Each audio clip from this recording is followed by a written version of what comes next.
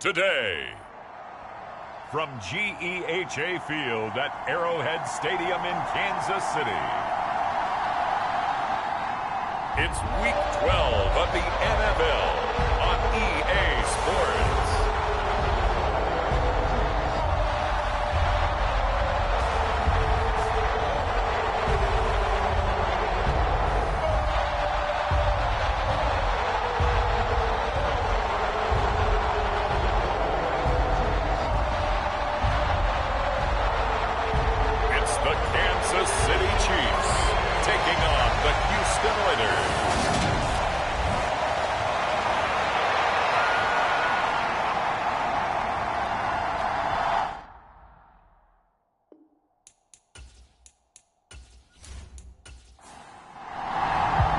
The final playoff push is upon us. It's Week 12 of the NFL season, and we're underway on EA Sports. And the opening kickoff will not be returned, as that will be a touchback. So out comes this offense to take over for the first time. And they will be led out by their second-year quarterback. And no excitement unless you're on the defensive team of last week in his numbers, because the only excitement he really generated was the one interception he threw. Yeah, no touchdown passes. Yeah, and his team wasn't real thrilled about that. And they lost the game. So I know this week has been tough on him because he's been working hard. Fundamentals, footwork, finding the right targets. And bottom line, how do they get a win? Call it officially a loss of 2 on the first play from scrimmage. Second down. Part of their struggles last week was getting these negative plays on first and second down. That's something they have to be wary of as this game continues.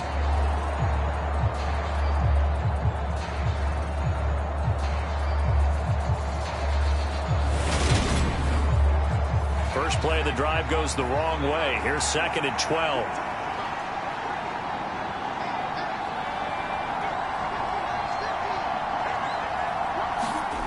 Now McCoy. Over the middle into the hands of Michael Thomas. And they're able to get this one across the 35. 15 yards on the play, first down. And that's a more than acceptable read right there because it's zone coverage, so timing is everything. This time he waits for his man to come open, puts it right on him, and they pick up a first down. So here's a 1st and 10 at the 38. They'll run on first down with Akers. And this winds up a pickup of 2, maybe 2.5 to about the 39. Not a whole lot there. The defense was ready, it looked, for that run-pass option. You get the sense that next time he has that opportunity, he may keep it himself and get to the perimeter. Probably owes his back a little bit of an apology on that one, huh? From the 39, McCoy. He's got his target. It's the tight end, Tyler Higbee. They'll come to the line, needing only 2 yards to gain the first here. They'll try and run for the first with Stevenson. 9 yards that time. How best to describe that one? I'd say right down Broadway on that run. A straight ahead running. I think that might be something we see a lot of between the tackles today. Well, he's enjoying things so far here this afternoon. Sees a crease and bursts through it for a solid gain.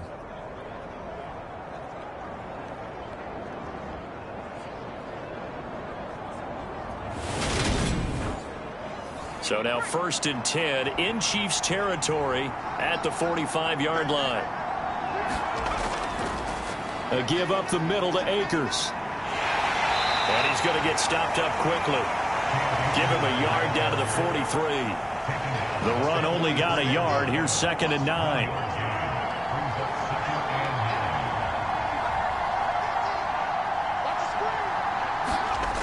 Here's McCoy. Throw right side, going to be caught by Higbee. And to the 36-yard line, taken down there after getting 8 yards. And this will be play number 8 of the opening drive. It's 3rd and short. Up the middle, here's Stevenson. And he's able to pick up the first before he's taken down at the 27.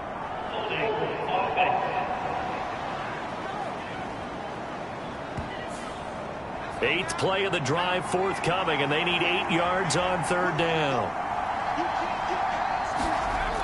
Looking to throw. McCoy. For Keenan Allen, that's complete. And he'll go out of bounds after taking it a little further down inside the 40.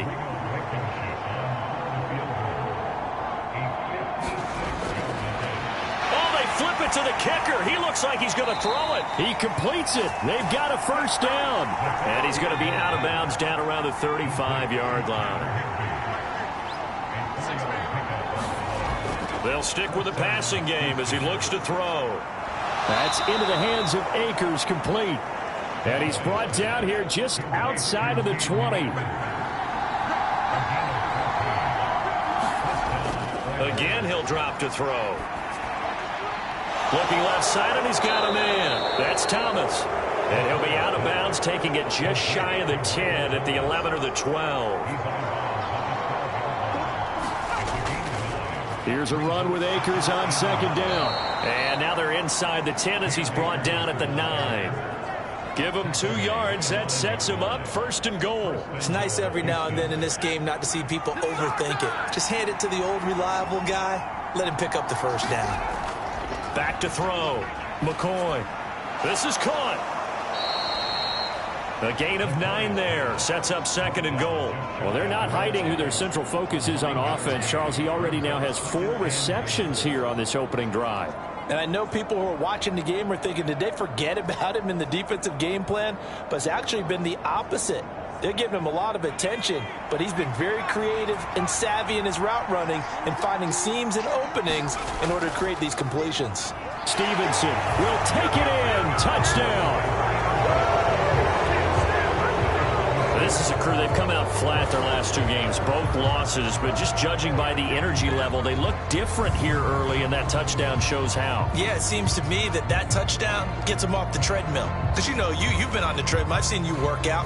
You go forever and ever, and it tells you you've gone somewhere, but you really have. You're in the same spot. They've exchanged it for an escalator. Still got some hills to climb, but they can get there. These are good analogies. I run outside sometimes, though. You know, get some fresh air, a little sun on your face. A little wind in there. Yeah, that's right. Extra point by Blankenship is up and good. And it's now a 7-0 game. That one was an extended drive. 14 plays all told. And it was polished off by a Ramondre Stevenson touchdown run. This one fielded at the 5. And able to get this out to the 25.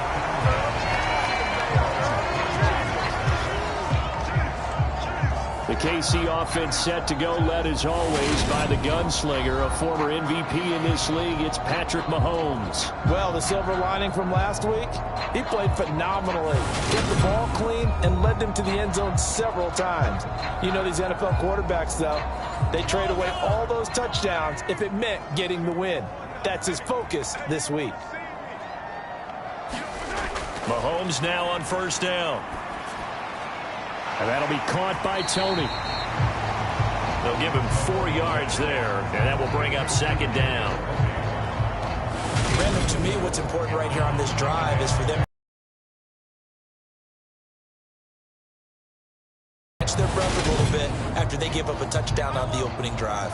2nd and 6, just inside the 30. Looking to throw is Mahomes. Open man is Uzomah. That one, a 1st down pickup of 8.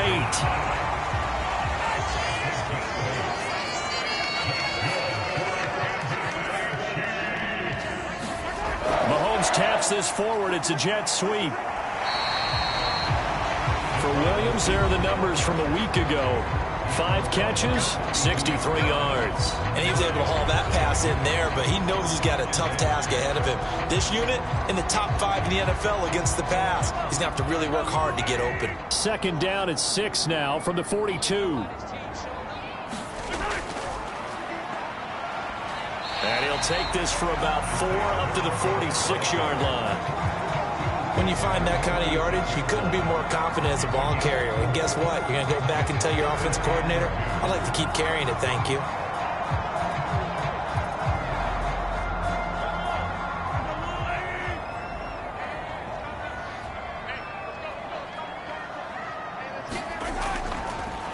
Here's a handoff out of the gun. He will have the first down as he's brought down up near midfield. A third down gain of 3 yards, and that'll be enough.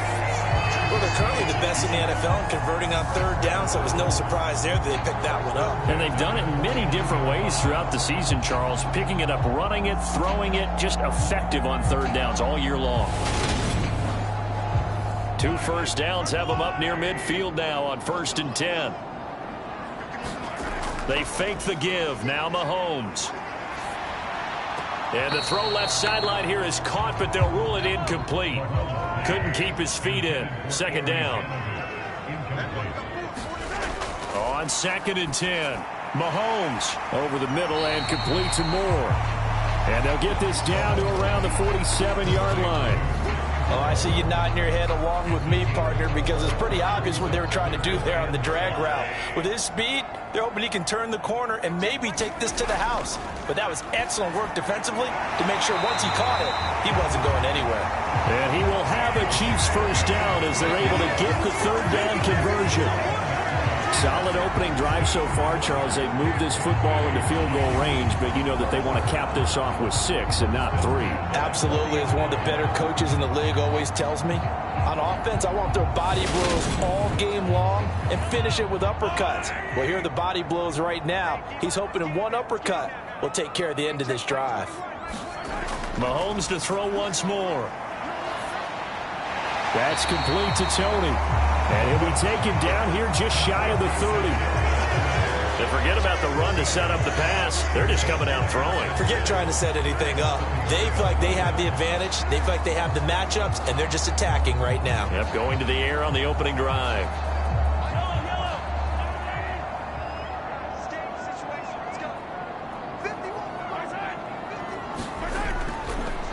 One back in the backfield, he'll get the carry. And they'll be inside the 25 now at the 24.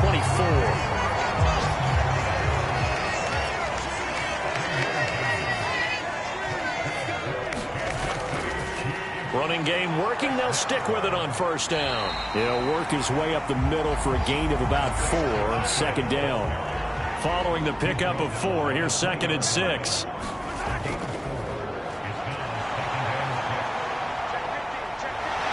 Oh, and fine work there as he gets this thing down to the 11-yard line.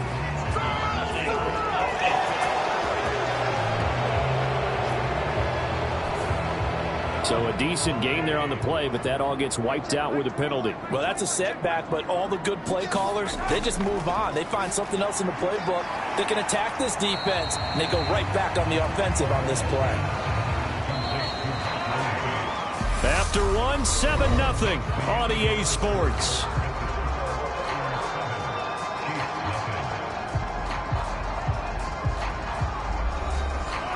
This offense 2 for 2 on third downs on this drive. They're in for a tough test here, though. 3rd and long. Mahomes going to throw. Finding Williams once more, complete. And he's going to get this to about the 20, but that is well short of what he needed. That'll go for a gain of 7.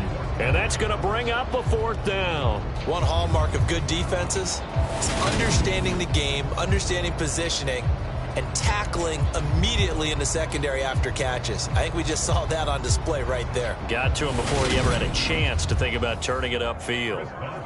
Now it's Chris Boswell on for the field goal try. From the left hash, this from 37. Boswell's kick is good. And they are on the board, but still trailing. It's 7-3.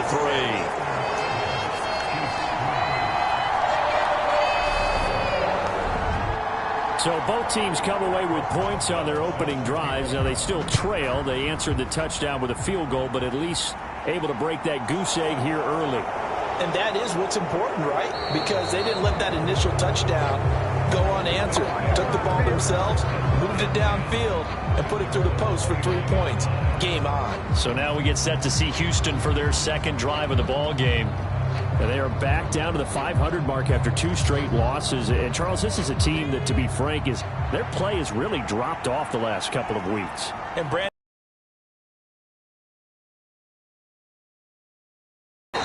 because if they were to lose here and fall below 500, and you're playing catch-up the rest of the way, they've got to take a stand and make it stop right now. Yeah, I don't know if it's exactly a win-win, but if you're on offense, you'll take that kind of a run, all right? It was kind of stacked up, found a little bit of yardage, and frankly, they're pretty close to staying on schedule on offense. The playbook is still open for the coordinator.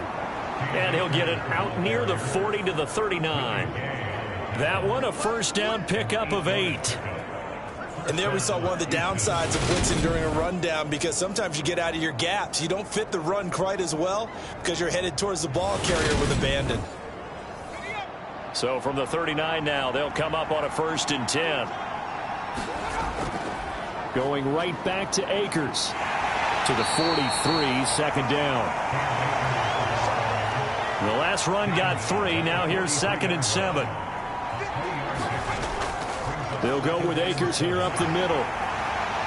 And he'll be stopped at the 46. Gain of 3. In search of 4 yards here to pick up the first down. From the gun on 3rd down, McCoy. And he'll be brought down on the other side of midfield at the 43. And that's well executed there on 3rd down. And I love the confidence that they had to let their tight end try and find some space in the middle of the field, right in their quarterback's line of vision. And QBs love to make that easy throw, and they hooked up there for a first down. So now 1st and 10 in Chiefs territory at the 43. On 1st and 10, it's Strong. And he's able to carve out about 6 there, down to the 37. The last run got 6, now 2nd and 4. Looking to throw. McCoy. All right, rifles one, and that's going to be intercepted. Picked off by Nick Bolton. And the Chiefs are going to get the football here at their own 40-yard line. The CD, I know it's just his 2nd year in the league as a quarterback, but that's going to be one when he flips on the tape. He's like, I shouldn't have thrown that ball. No doubt about it, and his coaching staff will be emphatic about he shouldn't have thrown that ball. But remember, 2nd year, as you noted, on-the-job training, so he's got to take this feedback that he's getting, negative or otherwise, and turn it into positives moving forward. The Chiefs in good position to start out as they come up 1st and 10 at the 40.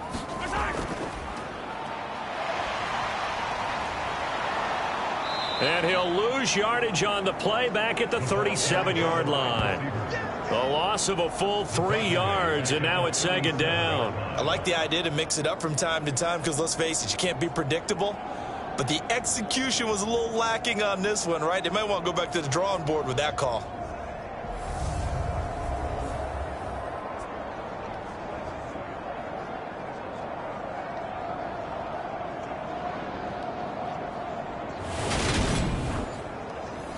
So now they have to contend with 2nd and 13 after the first down run goes backwards. Now here's the option play going left. And he stopped immediately there. Call it no gain on the keeper, and it's going to bring up a 3rd down. Now here's Mahomes.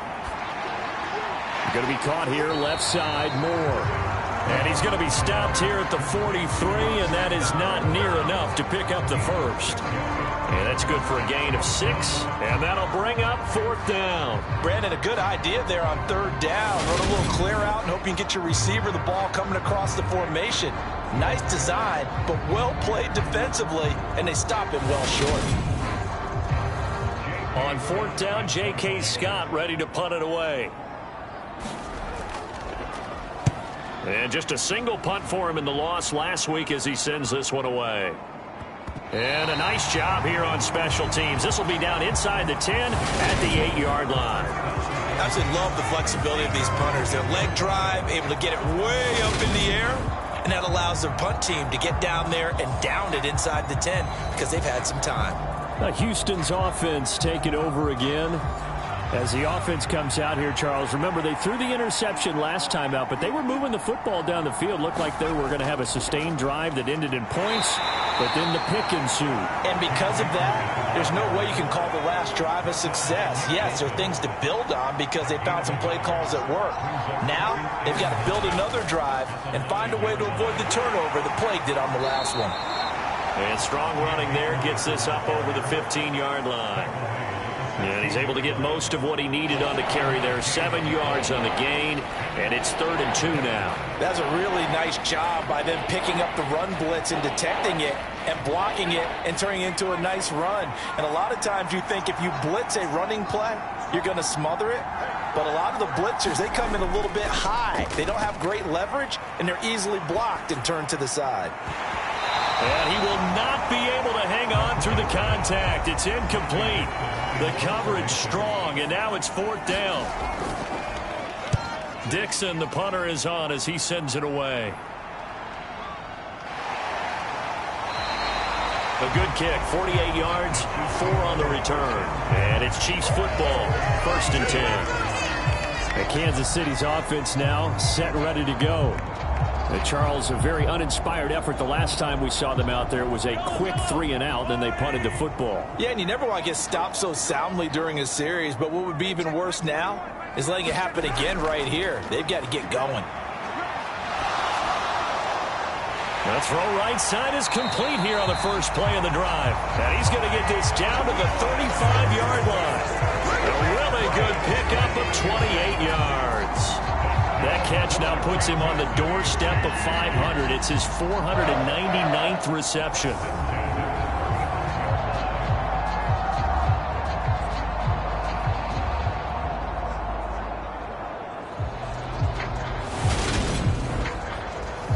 This offense finding its legs now. Here's another 1st and 10. From the shotgun now, here's an inside give. And he's able to get it down to the 25-yard line. A good position to be in here, 2nd and inches. To throw, it's Mahomes. Over the middle, complete. That's Moore. And he'll be marked down right at the 20-yard line.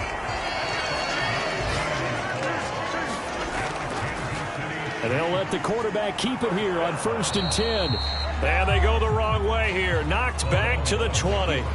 Officially, it's a 1-yard loss. That's going to bring up 2nd and 11. Pretty good job there defensively of stringing that one out. Yeah, you've got a quarterback who's waiting and waiting for something to develop, and it just never materialized, and down he went behind the line of scrimmage. So after the loss of a yard, they'll look to push forward here on 2nd down and 11.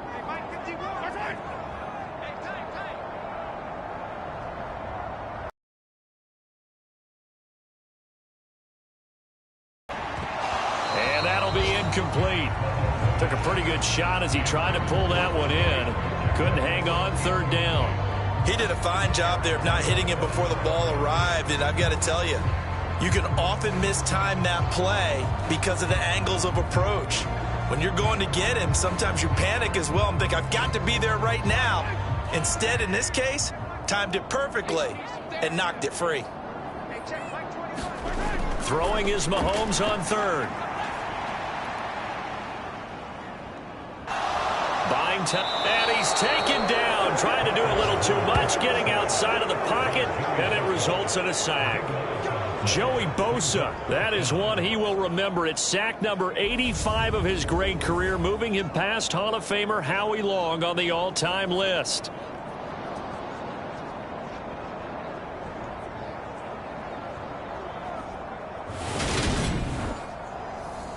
Now it's Chris Boswell on for the field goal try. He was true on his first. This a tough one from 49 yards away. And his kick is good. Didn't hit it all that well, but he got enough on it to put it through. And they'll get it back within a point at 7-6.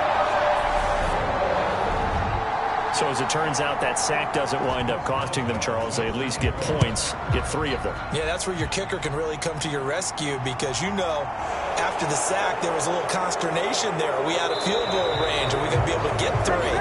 In this case, he stepped right up and gave them exactly what they needed. Now this offense back out and set to go for their next drive. As we eke closer and closer to intermission, Charles, remember last time out they punted. They would love to get points here, especially if this is going to be their final possession of the first half. Yeah, and this is what close games feel like because the pressure is on both sides, but sometimes the pressure is a little bit higher on the team with the slight edge because they're trying to hold on to that, trying to increase it. Let's see how this one continues. 2 yards the loss, 2nd and 12. I like the strategy. Extra tight ends, extra beef. They want to run the football, but that means they probably want to run it inside. If you get strung out on the perimeter, you're in peril. Yeah, we saw the result, negative yardage. So the opening play of the drive goes backwards. Now they'll come up on 2nd and 12. Back to throw. McCoy, open man, Higbee, the tight end. And we've hit the 2-minute mark in this first half of action. Coming up at halftime, I'll go from one personality, that's you, Charles Davis, to another one in Orlando, the coach. He'll have stats and scores from around the NFL. You and Jonathan Coachman, both larger than life. No doubt about it. But you're stuck with me in this booth, Yes, and he's miles away and smiling. And happy. Good gains there back-to-back for Houston in the passing game and another first down. Well, he was a busy man out of the backfield a week ago. They got him the ball early and often. I have no doubt in my mind that he'll be a big part of the game plan here as well.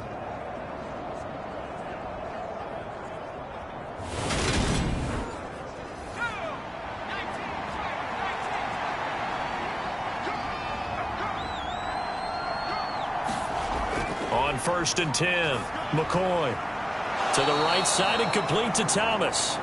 And they'll get this down to around the 47-yard line. Well, this is where reading defenses and practice time comes into play. You've got to know what you're running versus zone versus man and how to run the proper route. And they just executed that one pretty well.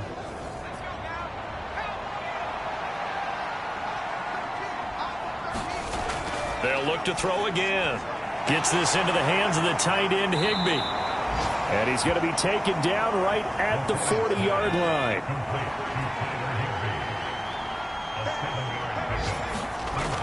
From the 40 now on 2nd down, McCoy. And he's going to have to eat this one as down he goes. It'll go as a loss of 3 on the sack, and it brings up 3rd down. Now the offense going to use the first of their timeouts as they'll stop it with just over a minute to go before halftime. Off play action, McCoy. Nowhere to go here. He lost the football. And they will set up shop in enemy territory at the 42-yard line. In their locker room, they've got a sign that says defense wins championships. And Charles, they pointed to that this week, said that has to be us. Looking good early. I like how you saw that because of the bold letters, right? You saw the emphasis that they place on that and what they believe in. And for them, it's every single snap. So it's not just a matter of getting to the quarterback and knocking the ball free. They're trying to read when that ball's going to come free. As soon as those hands separate to throw the ball, they want to be there and have a chance to knock it out.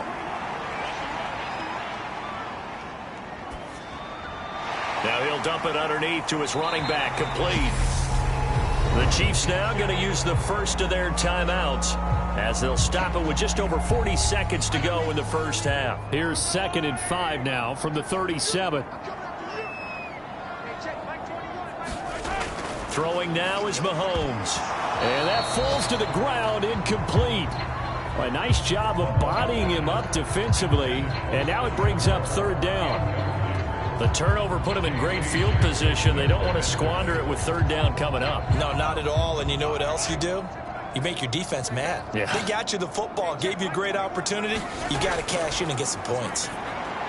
Man open, it's Tony. He's got it. And he will have a Chiefs first down. They needed 5 there on 3rd down. He winds up getting 7.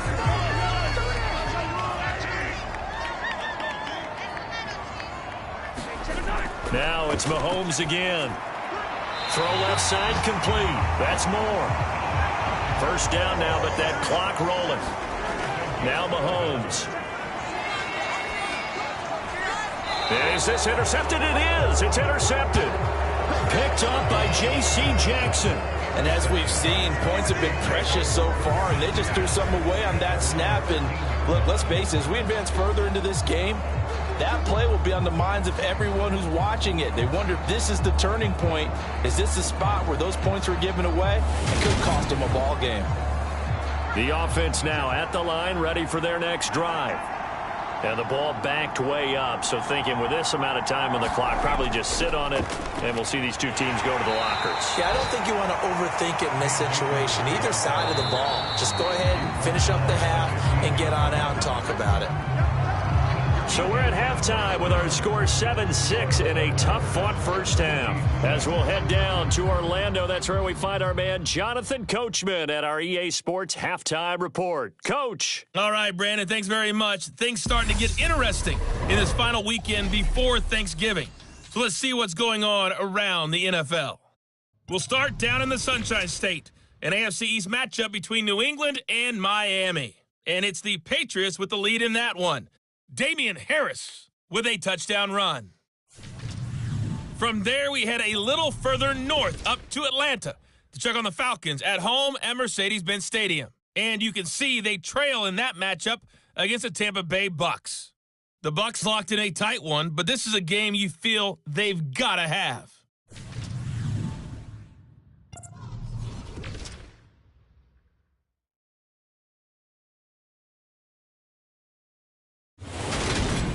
Meanwhile, in our game, it's been a defensive struggle. Which offense can break through in the second half? To find out, let's hand it over to our broadcast team of Brandon Gotten and Charles Davis. Okay, Coach, thanks as always. This one's still anyone's game as we welcome you back for quarter number 3.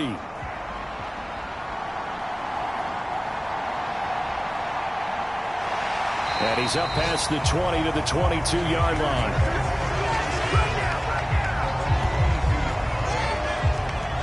Here comes the Chiefs offensive unit as they'll have it to begin quarter number 3. Charles, it'll be interesting to see what adjustments this offense made in the locker room. Haven't really been able to get anything going offensively, virtually nothing in the ground attack either. So certainly something has to change here in quarter 3. And I'm pretty sure their friends from the defensive side of the ball told them exactly that, because those guys, the stop troops, they've been playing pretty well, and they've kept them around in this game. Now, they've got some time. The running game struggled in the first half. Opposition knows how to focus on defending the pass here. They've got to re-energize that ground game and maybe open things up for a comeback here in this half. On third down, they'll try and run for it on the draw. And I don't think he got there, no. He's short by maybe a foot, maybe. Call it 4th and inches. I have to think a major focus of the halftime meetings had to be figuring out how to create space for the running game to get out. Sustained blocks. Yeah, I would agree with that totally. They've got to focus on staying on their double teams at the first level, make sure that block's secured before they slide off and try and chip someone at the second level. On is the punter Scott here as he gets this one away. We'll call that a 43-yard punt, 2 on the return, and it will be 1st and 10 as they take over. Now we take a glance at the offense as they work their way back out for their first possession of the second half. And both of these defenses have been stifling these last few drives offensively, just not able to get anything going. So what needs to change? I think a lot of the guys will go back and review, so to speak, because everyone has someone assigned to how did each play work. Okay, what did we use that kind of worked for us during this game? Try and get back to some of those plays, as well as the possibility of showing something you haven't shown already in this game and trying to change things up. We'll see if they take the advice of Mr. Davis. To throw again on second down, McCoy. That'll be complete to Allen Lazard. And they'll get it up just short of the 45 at the 44. First target, first catch, and a first down. A big completion there against double coverage. And Charles, one of those guys had a pick on him earlier. Yeah, so he didn't allow that to deter him at all, did he? In fact, it probably was a challenge. Okay, you got to pick me for? It's my turn now to make the big play, and that's exactly what he did.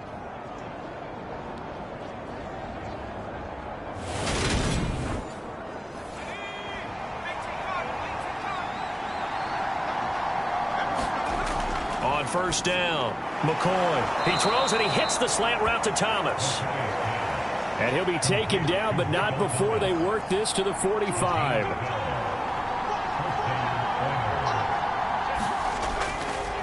On the handoff, it's Akers. And to the 36-yard line, taken down there after getting 8 yards. 8 yards the tally on that first down run. Here's 2nd and 2. They'll go again here with Akers. And he gets it down to the 32. 4 yards the pickup, first down.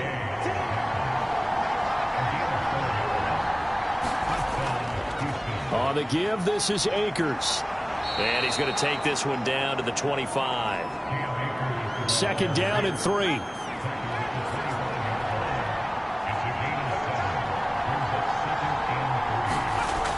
Now they'll switch it up here and look to throw. And this one's incomplete. The 8th play of the drive coming up. It's 3rd and 3.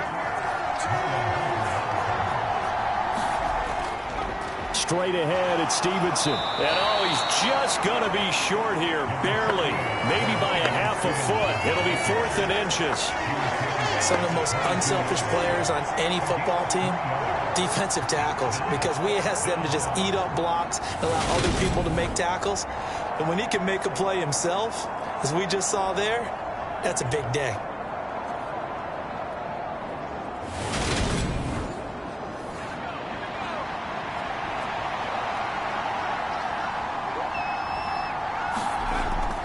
They'll run for it. It's Stevenson.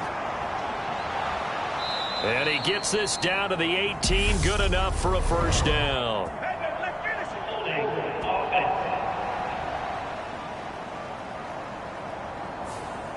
So that run play nullified by the holding call on the tight end. Yeah, I just think he needs to get off the ball a lot quicker and get into the block a little bit more effectively. Then he doesn't have to reach and grab and try and hold on. Blankenship's kick is good. And they bump the lead up to 4 now at 10-6.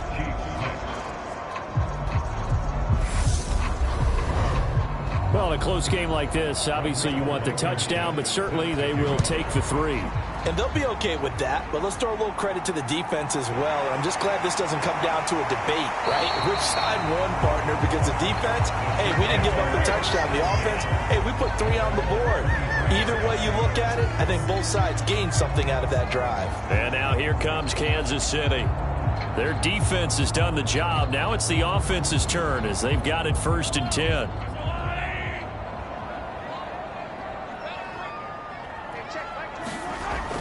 From the shotgun now, here's an inside give.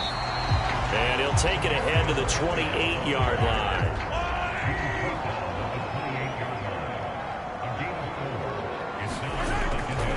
And they'll run it. This is James Robinson. And he gets this one just shy of the 40. They'll mark him down at the 39.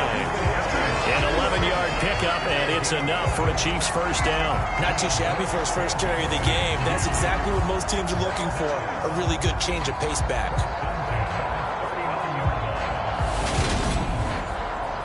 So from the 39 now, they'll come up on a 1st and 10.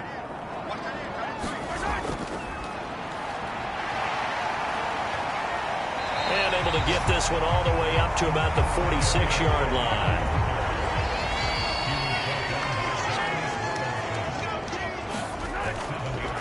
And they'll run on the inside handoff. And he'll be brought down just shy of midfield at the 49-yard line. 2 first downs have them up near midfield now on 1st and 10. Now they'll throw with Mahomes. That one almost intercepted, but it's incomplete. Not a good throw there, and it'll be 2nd down. To throw once more on 2nd and 10. Mahomes toward the center of the field, but it's incomplete. Here comes the 7th play now of this drive as this is 3rd and 10. Mahomes now to throw. Got his man complete. Moore. And he'll go down, but not before getting this inside the 30. 23 yards, the final tally. It's taken a while for this offense to get going. A little creaky at the start, but they're oiled up now. A nice throw there, and they're really putting together a good drive.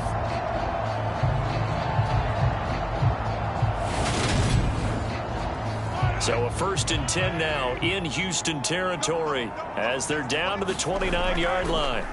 Here's the option, running right, and he went nowhere. He'll lose yardage back to the 29. He'll lose a yard there, and it's 2nd and 11. Well, we saw a lot of negative plays that resulted in plenty of lost yardage in the first half, and that trend is continuing here.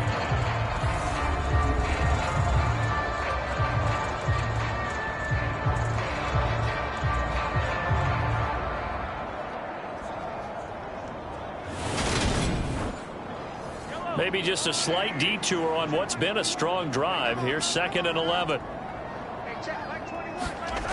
From the gun, it's Mahomes. Firing quickly here, and that's complete. And he's brought down here just outside of the 20.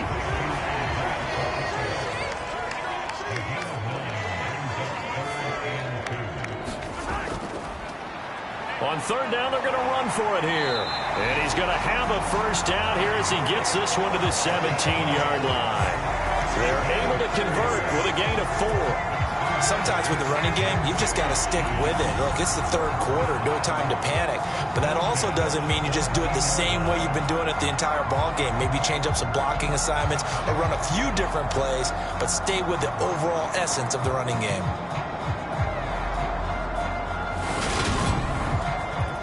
So from the 17 now, here's a 1st and 10.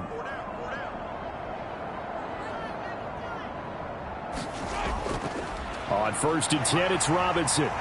And he'll go down here at the 12-yard line. Give him 5 on the carry there, and it'll be 2nd down. They've created a nice sustained drive off of plays like that. A nice strong run there that keeps them advancing the ball. After the pickup of 5, here's 2nd and 5. And he'll be taken down here at about the 11. Just a gain of a yard there, and now it'll be 3rd down. This defense against the run, by the way, they're not top 5, but they are top 10. So what's your philosophy here? Do you try and run the ball against a team that's pretty good against the run? What if you're a pretty good running team? If so, you might want to go ahead and run it anyway because that's your strength. Working from the gun, Mahomes. He's going to flip one out here to his running back. And the Chiefs are going to have 1st and goal as they try to finish off this drive with 6 points. Another catch for him there on this drive, Brandon. It looks like they're going to utilize him out of the backfield any way they can. At that time, they pick up a 1st down. So now on defense, do you assign a man to him and try and cover him before he gets going? So another 3rd down conversion, and now they've got a 1st and goal. Now they'll run the option to the short side left. And he's going to press this one forward as they stop it right around the 1. 2nd and goal from the 1.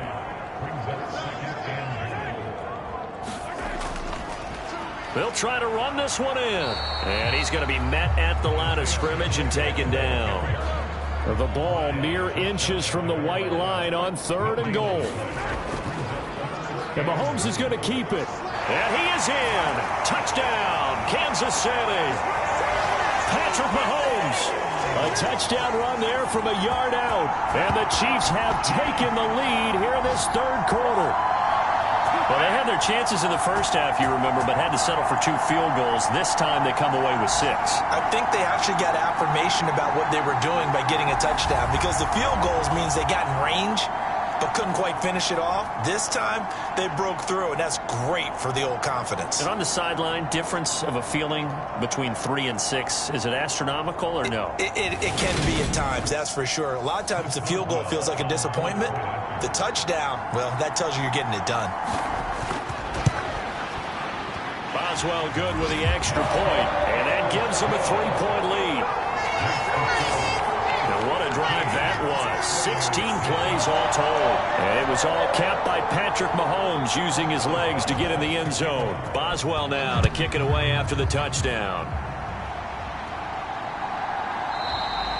And it'll come out to the 25 as he will not attempt to return.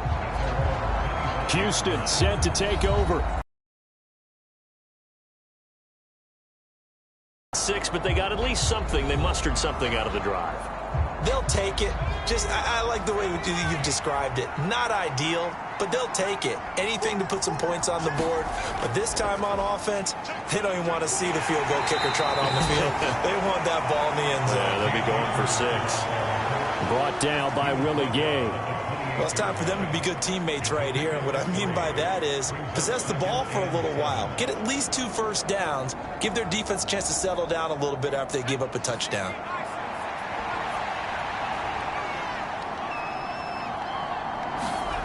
On 2nd and 7, McCoy. That's complete to Lazard.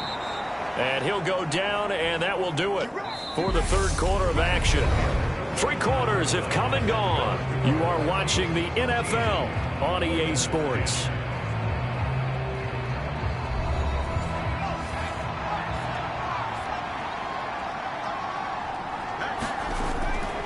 The give running right is Akers. 5 yards is the tally on first down. That brings up 2nd and 5. That's a really good gain right there. They pick up 5 yards halfway to a first down. The only problem now in the huddle, everyone's going to want to touch the football. Be a lot of chatter right now because they've seen that they can move the line of scrimmage. The first down run got 5. Here's 2nd and 5. Looking to throw. McCoy. Quick slant complete to Keenan Allen. And he'll be brought down with a first down as the tackle's made at the Chiefs' 45-yard line.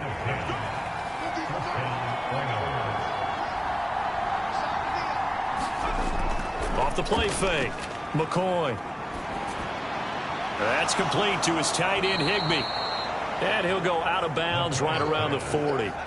Ball at the 40 here for 2nd and 5. Back to throw. McCoy looking for Allen. He's got him on the slant. And he'll be taken down here just shy of the 30. Line of scrimmage, the 31 now on 1st and 10. Off play action. McCoy. He'll dump this off to Akers. He'll be dropped at the 25 after a gain of 6.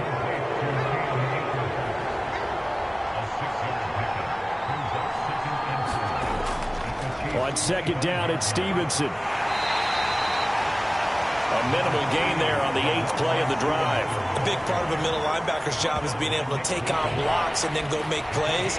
But the best ones, they have those big guys in front of them playing defensive line to hold blockers off of them and allow them to flow sideline to sideline and make the big hits. And this offense on 3rd down today, 3 for 7 so far in this game. Here it's 3rd and 2. They'll try and run for this with Akers. And he will have the first down across the 20 to the 19-yard line. Just 4 yards on the pickup, but that's good enough to extend the drive. I don't know about you, but that almost felt like old-time football there. 3rd and 2 is not necessarily just a running down anymore. A lot of times they want to throw the ball. They went back to the roots and powered forward and got the first down. So here's a 1st and 10 now down inside the 20. Inside the red zone here. They'll look to throw. Thomas has got it. Complete. And they've got this down to about the 12-yard line.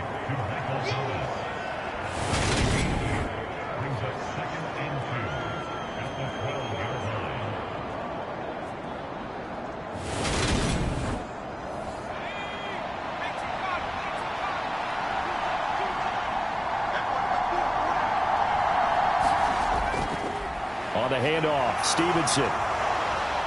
And he'll find his way down inside the 10 to the 9-yard line. Now on 3rd down, an extra DB out there for the Chiefs. Now they'll throw here out of the gun. That's caught left side. It's Higbee, the tight end. And he'll be taken down, but he does have first down yardage. 4 yards on the pickup, good enough to extend the drive. And in a lot of ways, that catch is expected. Red zone presence, and that one was realized there. You've got to find your tight end in that situation.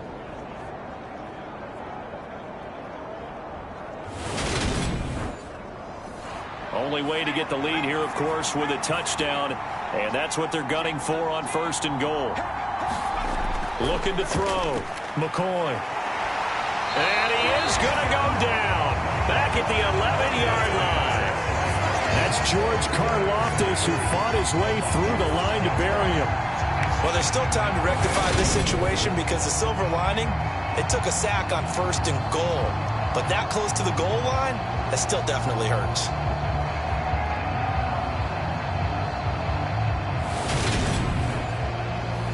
So they get pushed back to the 11, and here's 2nd and goal. Another try after the first down sack. McCoy. That catch good for 8, but still, it's 3rd and goal now. So it's 3rd and goal now, and this is where the KC crowd can make it very tough. They'll look to throw on 3rd and goal. And got his man. It's caught. Touchdown, Houston. A great play there. His 3rd touchdown now on the year. And the Oilers answer back with a touchdown of their own to take a 4th quarter lead. Plenty of scoring here of late, and our lead changes hands now in the 4th quarter. Yeah, they just gave up a touchdown the other end, so they knew that with time getting short, they had to put something together here, and they were able to do so and retake the lead right back. Now Blankenship on for the PAT.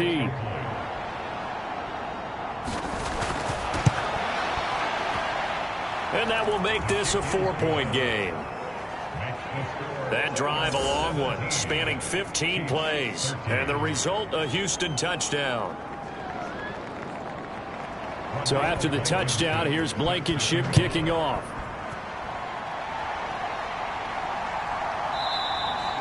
This will come out to the 25 as Lewis going to opt to not return it.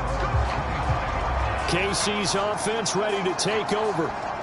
We certainly have a good one on our hands. They're trailing after that last touchdown, but now a chance for this offense to try to snag that lead right back here in the 4th quarter.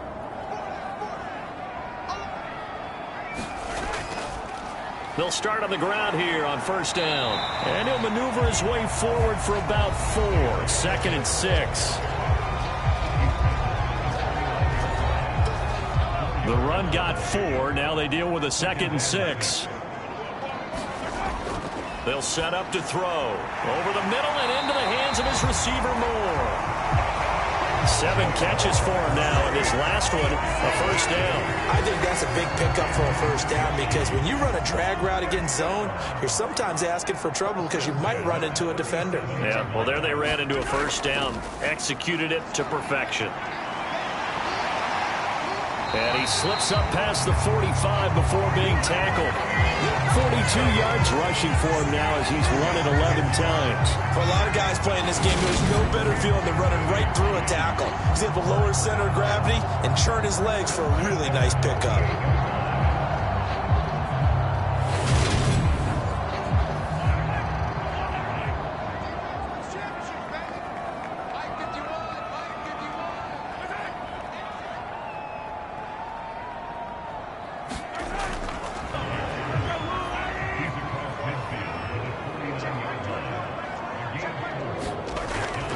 Here's Robinson again on 2nd down. And they'll get this just to the 47. 1-yard gain. Watching that play unfold and watching him complete it brought back memories of doing all those pursuit drills to make sure you don't over-pursue and let a guy get a cutback lane on you. He did that very well. You praised him on tape yesterday for the angles that he takes to the ball. Took a great angle right there. And he's going to be taken down at about the 33.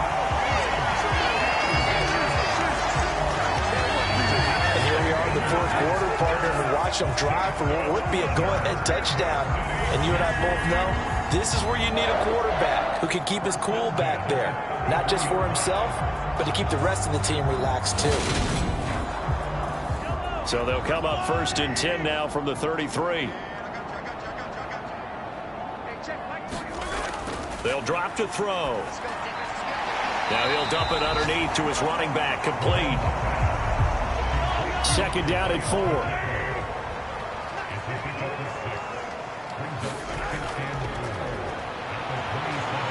And he went backwards. He'll be down at the 30. That's a big loss of 3, and it brings up 3rd down.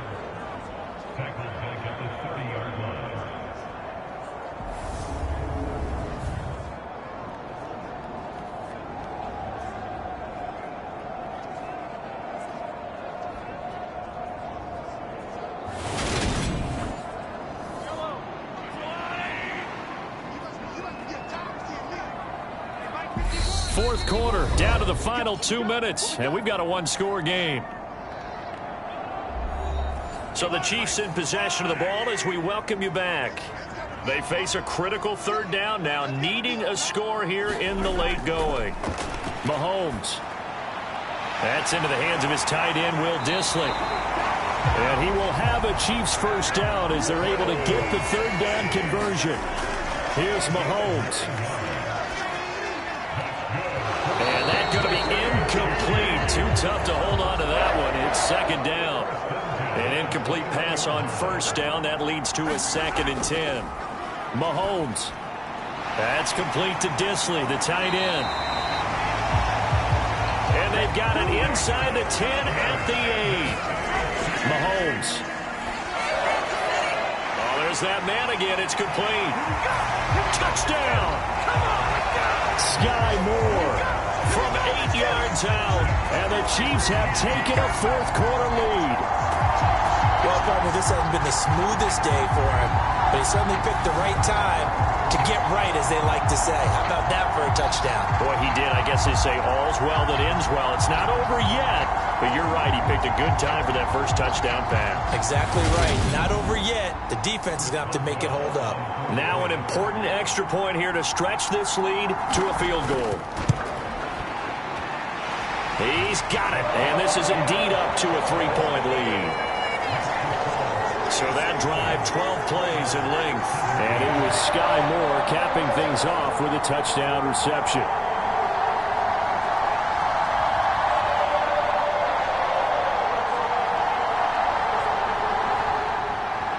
Boswell now to kick it away after the touchdown. Fields it right around the goal line. And he'll take it a yard or so past the 20, call it the 21. The situation for him offensively as follows. Down 20-17, a minute 11 to go. And they're in danger of a third straight loss as they come up on 1st and 10.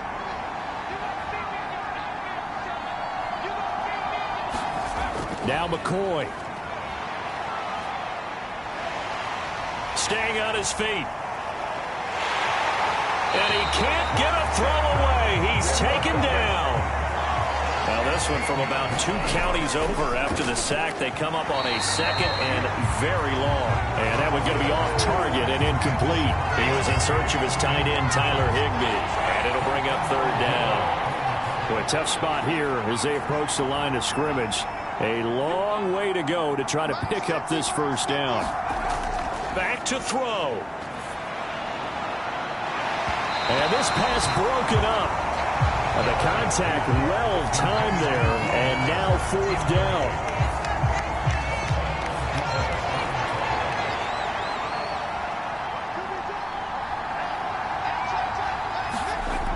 As expected, they're going for it to keep the drive alive. And that went a little too high as it's knocked away and incomplete. They had to go for it with such little time remaining. And now, boy, the ball's going to go over on downs here inside the 10-yard line. So now it may look bleak, but this one not over. They do have all 3 timeouts. Even at this point on the field, where it looks like, I mean, you're really backed up, hold them to a field goal. That's the mantra right now. You hold them to a field goal, you still got a chance to take care of business on the other end. But you're right, the 3 timeouts are going to be key. How well they use them to preserve clock as well as stopping them, that's the key to giving them a chance to win. Now the defense going to use the first of their timeouts as they'll stop it with 27 seconds showing on the clock. From the 2 now, 2nd and goal.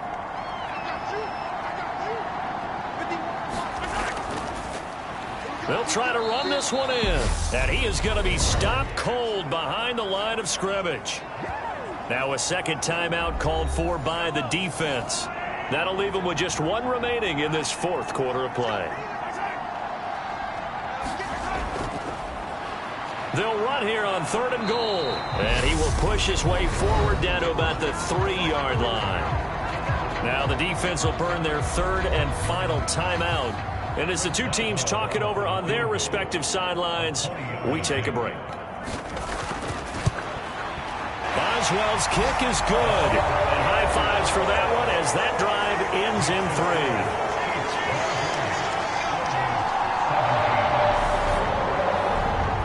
So the starting field position was terrific following the surprising turnover on downs, but the end result, only 3 points. Simply stated, I think you have to look at that as a missed opportunity. And it's a pretty good return here as he'll get this up to the 29.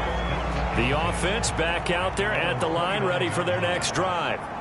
And last time, went for it on 4th, didn't get it. Let's see if they can pick themselves up off the mat and do better this go-around. Sometimes I have this vision of coaches writing notes to themselves before a game, and sometimes that note says, be aggressive, stay aggressive. Maybe that's what we saw in the last possession. Yeah, they were very aggressive. This time, will it result in points? We'll find out.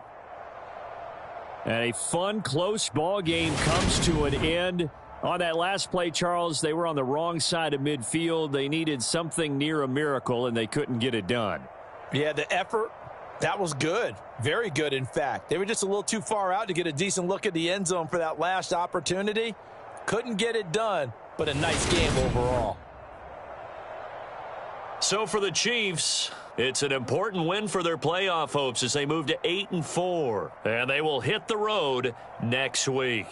Meanwhile, for our visitors, it's starting to look like it won't be their year as they drop to 5-6. And they will be back home next week for a date with Washington. And for Charles Davis and our entire crew, I'm Brandon Gaudin. You've been watching the NFL on EA Sports.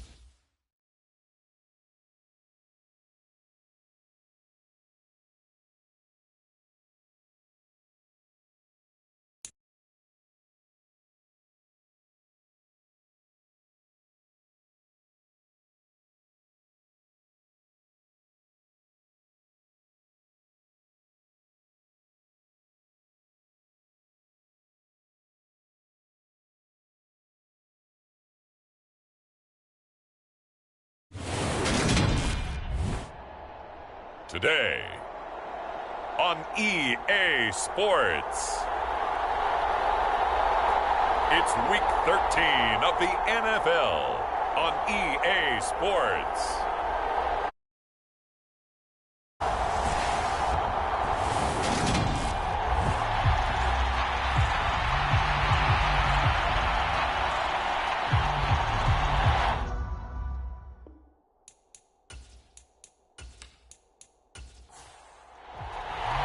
And we are underway from Houston.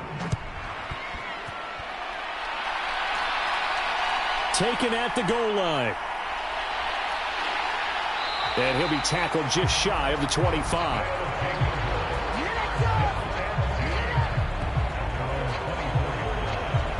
So out comes this offense to take over for the first time. And they are led out there by their mobile quarterback.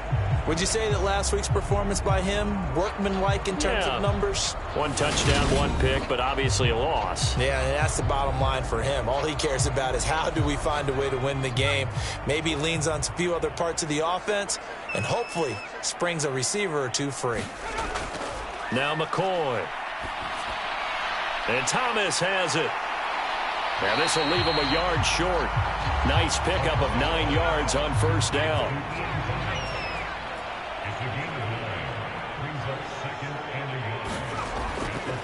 Now the first carry for Cam Akers. The numbers for him from a week ago: 17 carries, 61 yards. They've lost a bunch of games in a row now. They've got to start thinking a little bit differently, maybe a little bit outside of the box. Find other ways to move the football. I don't know if you're going to do it through the air or maybe change up how you establish your run game. Here's McCoy. That's out to the flat for Akers. And to the 42-yard line here and brought down there.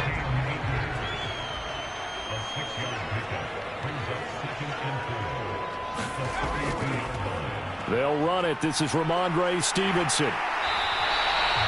7 yards there and a first down.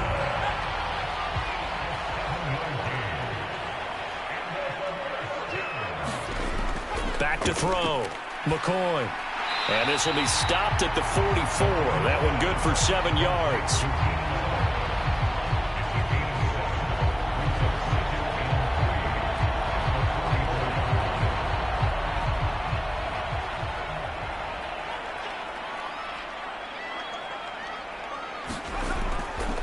A give up the middle to Akers. And here he'll be brought down a little shy of the 35 at the 36. That one a first down pickup of 8. Well, there's plenty of real estate for him to maneuver on that run, and let's face it, it shouldn't be a surprise. He's one of the better backs in the league. Had to come into this game with the idea, slow him down, otherwise it's going to be a long afternoon.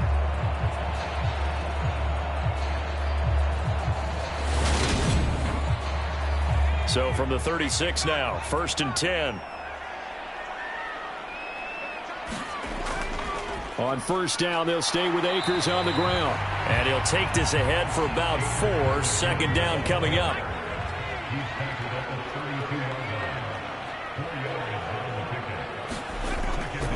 Running left is Stevenson. And he's going to be stopped close to the first down marker at Washington's 12-yard line. It's 27.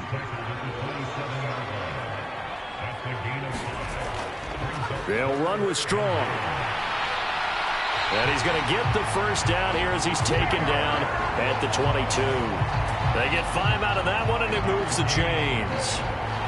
If you make the stop there, maybe you hold them to 3 on this opening drive. They didn't get the stop. Yeah, new set of downs now. Now you're worried about, just as you pointed out, not just giving up 3, possibly giving up 6.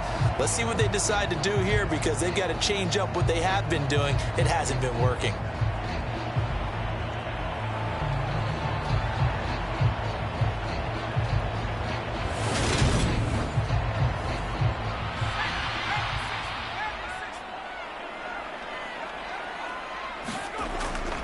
They'll run on first down with Akers. And just no chance of turning the corner. He can only get back to the line of scrimmage.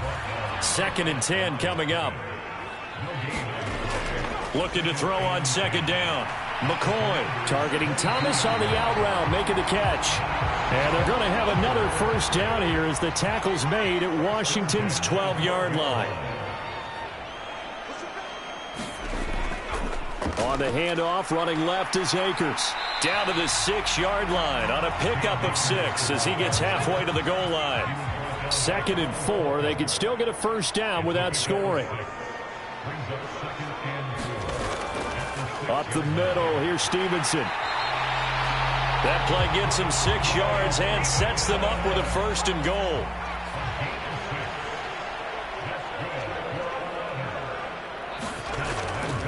Stevenson, and this will result in him losing yardage. Back to the 3. That's going to go as a loss of 2, and it'll be 2nd down. It looks like they quit hitting the snooze button on their alarm there. Finally a sign of life from this defense. They've been fairly passive on this opening drive. Now able to stand up on 1st and goal, and they sent that play backwards. So they're backed up to the 3-yard line, 2nd and goal. Akers fighting, but he won't get too far. Maybe a yard, that's all, down to the 2.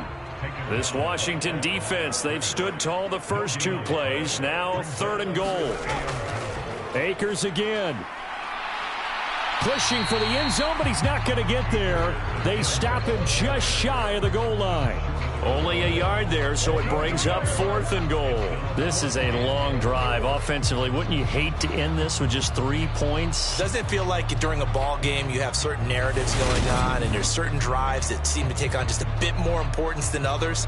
This feels like one of those, doesn't it? To me, 3 points here, a major letdown. This is the time to go and put 6 on the board. Out there is Rodrigo Blankenship in the field goal unit. Less than an extra point attempt here. This is an 18-yarder. Blankenship's kick is good. And the opening drive of the game yields 3.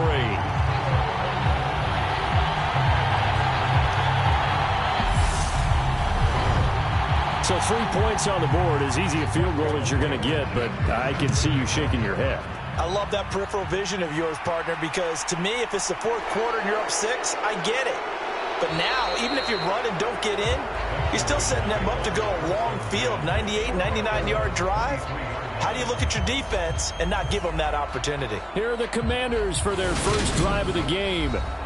They're led by the #1 overall pick in the 2021 draft, Trevor Lawrence. And it'll be interesting to see pretty early in this one exactly where his head is, because the best quarterbacks shake off performances like he had last week. Way too many interceptions.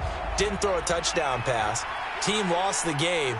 Let's see if he can bounce back and get things going in the right direction. He'll be trying to forget those 3 picks, as you noted. The numbers for Smith a week ago: 5 catches, 64 yards. And he's able to pull that last pass in, but this is usually a pretty tough unit to try and maneuver against. They're in the top 10 in the league against the pass, and you and I both know there's not much difference between 1 and 10. Off the play fake, here's Lawrence. That's complete. Terry McLaurin with it. And they'll get it up just short of the 45 at the 44. 17 yards is the pickup there for number 17.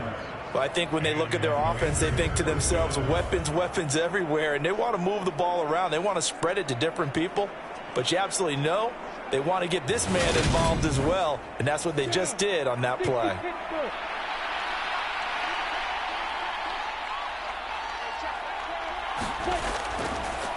A first down carry for Davis. And a good pickup there. He gets about 6 up to midfield. 6 yards on that last play. Here's 2nd and 4.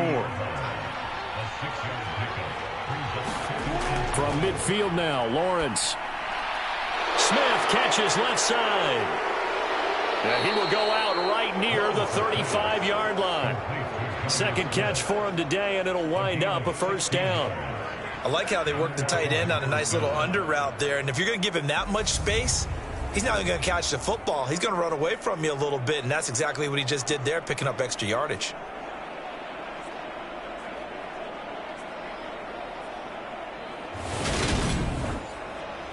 Ball up to the 35 now as they come up on 1st and 10. Here's Lawrence. Goes right back to Smith again. And he'll be brought down at about the 23-yard line.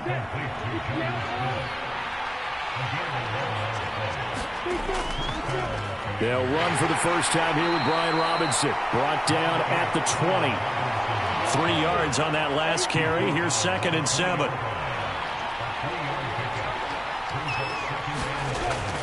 They keep it on the ground. This time it's Davis. And still about 3 yards shy of a first as the 4-yard pickup brings it to 3rd down. Now Lawrence. Over the middle to Smith. And they've got this down to about the 12-yard line. Come on now, let's make it happen, baby. Let's make it happen. It's time. Well, they kept it simple there, CD, only needing the short gain to move the chain, so they didn't want to go with a deep throw. They just go with that safer, shorter throw and able to convert. Nothing wrong with that at all, partner. Check the box, right? Make sure you pick up the first down. Offense is getting established. You're moving the ball. You're not turning it over. Check, check, check. They like what they're doing early in the game. On 1st and 10, it's Lawrence. And that went too far in front. He couldn't reel it in. It's incomplete. After the incomplete pass, here now is 2nd and 10. Back to the ground with Robinson. They'll get this down inside the 10 for a pickup of about 3. And it looks like we've got a dime set here defensively. 6 DBs in the game. On the draw, this is Davis. And he is into the end zone for a Washington touchdown. A great effort there. His 3rd rushing touchdown on the year. And the Commanders have answered that early field goal to take a first-quarter lead.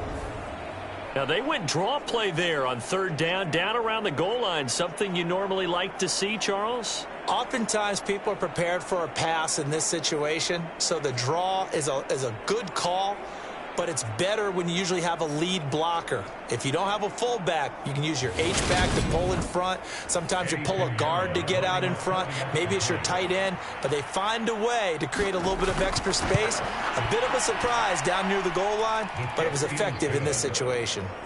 Piñeiro's extra point up and good. And that makes it a 7-3 lead.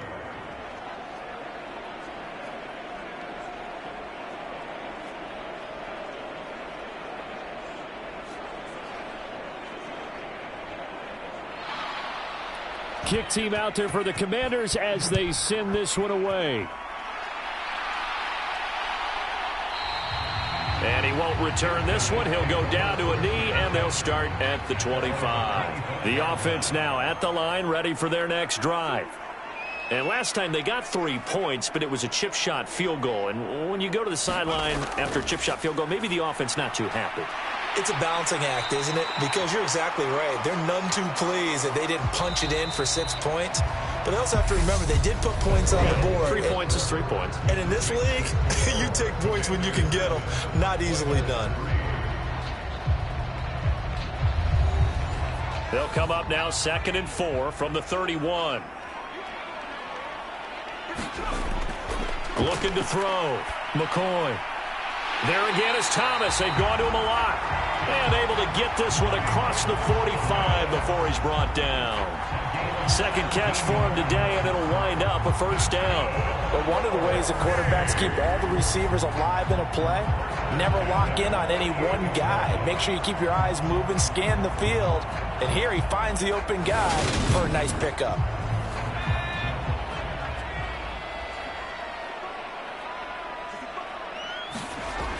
They'll look to throw here on 1st down. Throwing the out route incomplete. It's Thomas. And they'll get this down to around the 47-yard line. From the 47, it's 2nd and 5.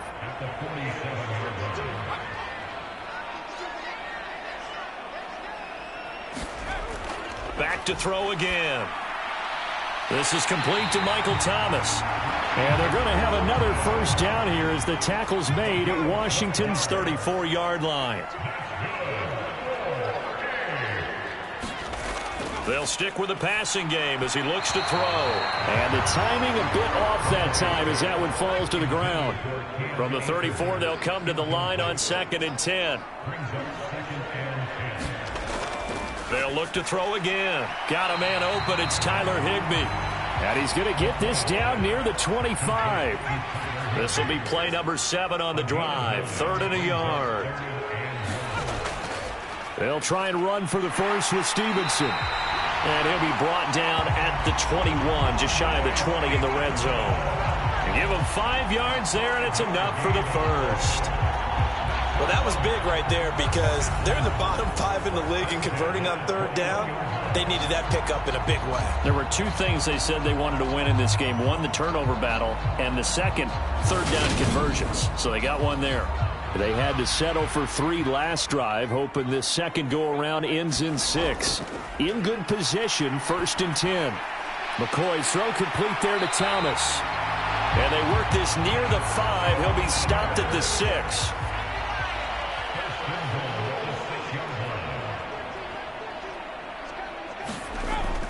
They'll run here with Akers. And he gets him a little bit closer. He takes it from the 6 inside the 5 to the 4. 2nd and goal from inside the 5.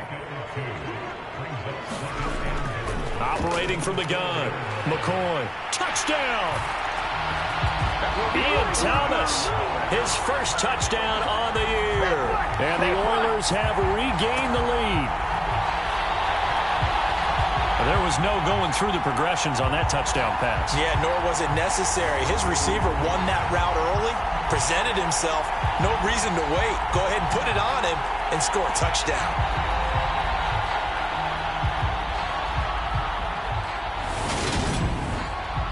Rodrigo Blankenship now for the PAT.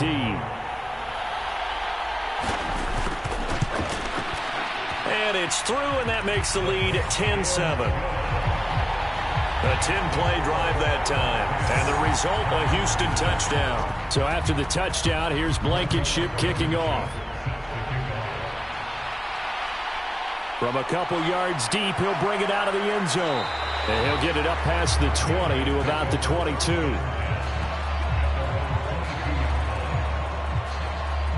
The Commander's going to retake the field for drive number 2.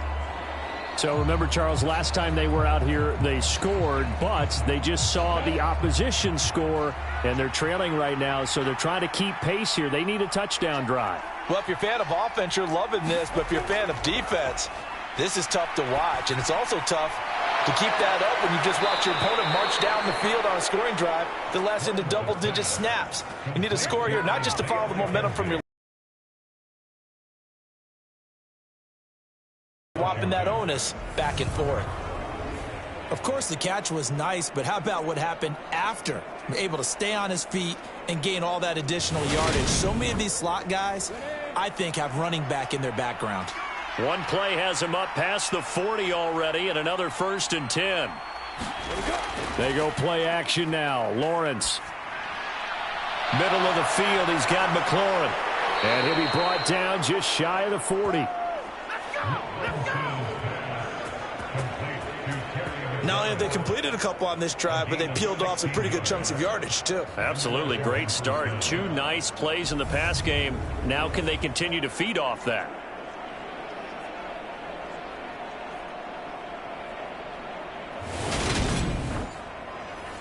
Back-to-back good plays have them on the move on 1st down. Lawrence. Got his man complete over the middle. It's Smith.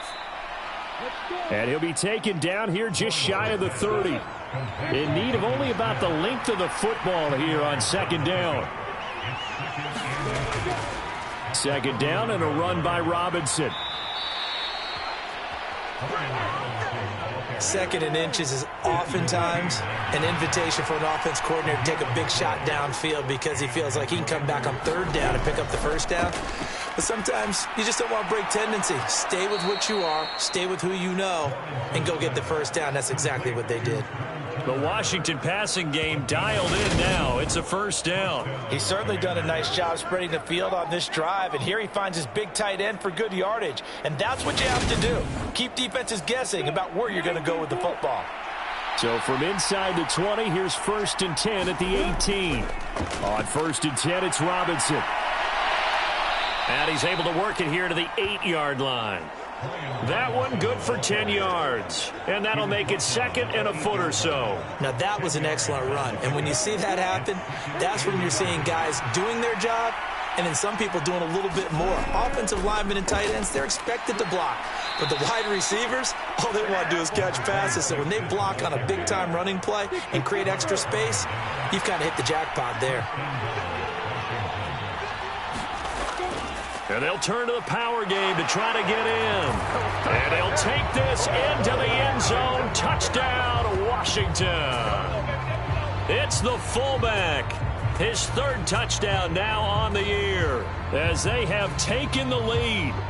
And that's why you have the fullback, Charles. Couldn't get it into play before with a smaller guy. Turned to a little more power. They score it. And now it has to warm the hearts of a lot of old-school football fans. They love when they get to see a little bit of power football.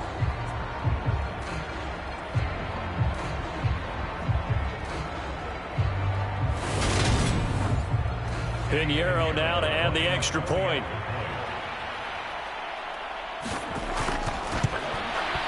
And that makes it 14-10. So that drive goes 8 plays. And it's culminated by a 2-yard touchdown run. Washington kick team back out there now as they will send this one away. And he won't return this one. He'll go down to a knee, and they'll start at the 25. Out comes the Houston offense as they get set to take over here. Good drive last time. Really effective passing the football. Do you maybe mix it up, now go to the ground game and surprise the defense a little bit? I would anticipate the defense making some changes, but I wouldn't necessarily just absolutely go in the opposite direction. They're doing so well throwing the ball. Yeah, why I wouldn't change it up until they showed me a reason to do so. Second down, they'll go with Akers again. And he'll be brought down right around the 37. Line of scrimmage, the 37 on 1st and 10. Back to throw. McCoy. And seeing no options, he just tosses this one away incomplete. Now that'll bring up second down. To this point, I've been impressed with the work defensively. They have not allowed a lot of receivers to run free.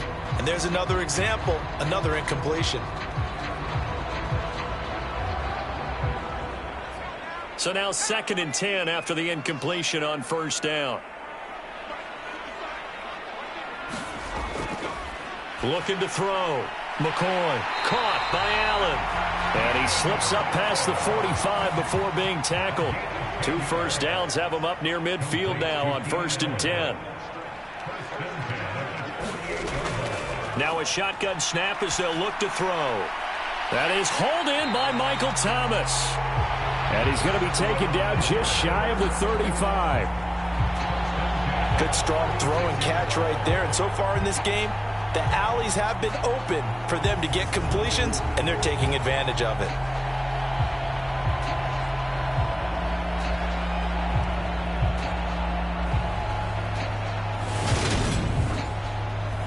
From Commanders territory now, it's 1st and 10 at the 36.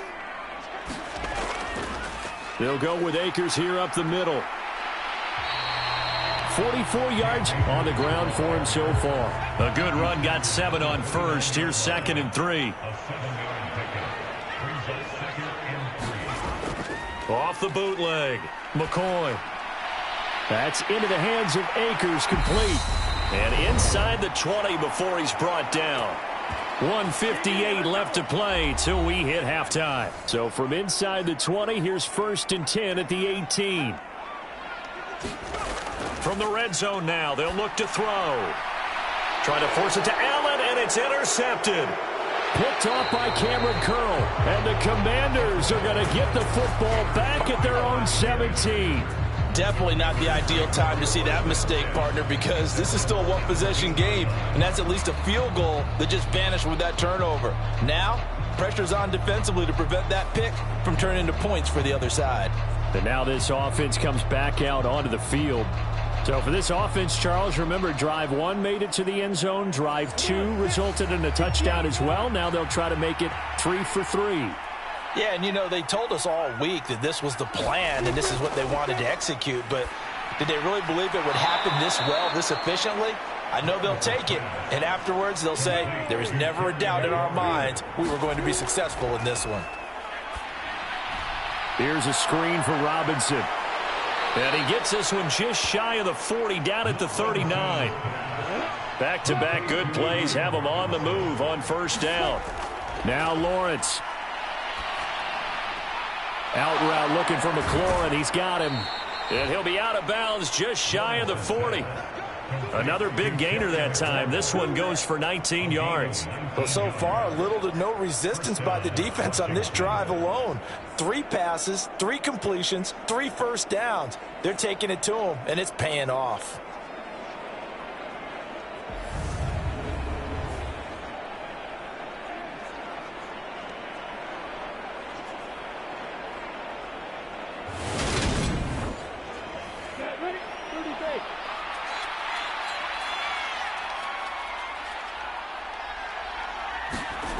Throwing again here. It's Lawrence. Trying to drop one in, but it's incomplete. You know, Charles, for this defense, look, it's no secret. You're facing a team that is really, really struggling. They haven't won in what seems like forever, but sometimes a desperate team can be a dangerous team, right?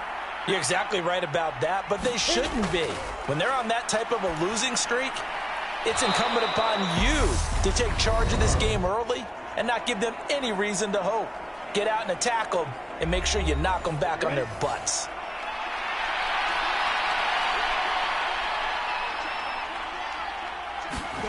Third and 2, now Lawrence. Got this complete to Jahan Dotson. Now the Commanders going to burn the second of their timeouts as the clock will stop with 45 seconds to go in the first half.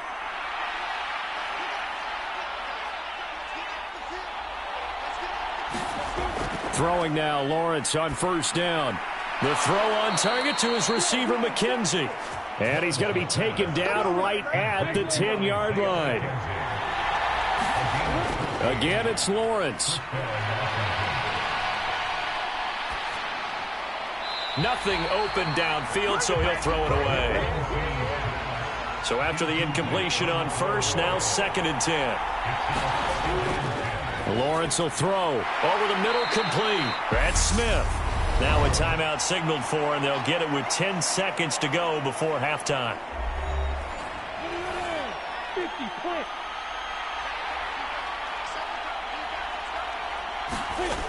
Looking to throw, Lawrence. To the end zone, but it's incomplete. So they won't get a touchdown, but here's a chance to at least get 3 to end the first half. Pinheiro, and that moves him up by a touchdown now at 17-10. So a long drive gets him down inside the 5, but ultimately they settle for just the field goal. And I have to think that if maybe they were a yard closer, that would have made their decision tougher, and I think they likely would have gone for it. But in this situation, they just decided to take the 3, and I think it was a smart move. So we have come upon halftime, and it's the visiting group from Washington who are out on top. As we send you on over to Orlando for Jonathan Coachman at our EA Sports Halftime Report. Take it away, Coach. All right, Brandon, thank you very much. We're starting to get near the home stretch of this NFL season. It's Week 13, so let's get an update on what's going on. We'll start up at TIAA Stadium in Jacksonville, and that's been a back-and-forth game, all tied in the second quarter. From Chicago, we head north to the home of their rivals as we check on the Packers at home in Lambeau. And they trail the visiting Cowboys at halftime. Dak Prescott lighting it up. He's got 3 touchdown passes. Finally, we're off to Atlanta to check on the Falcons at home at Mercedes-Benz Stadium. And that game all square as they take on the visiting Seahawks. Meanwhile, in our game, it's been a back-and-forth first half. Who can put it together in the second half? For the answer, we turn it back over to our broadcast team of Brandon Godden and Charles Davis. All right, Coach, thanks. Yeah, both teams likely to make some changes in what's been a closely fought battle to this point. Taking it about the 1. And a decent return out to the 27-yard line.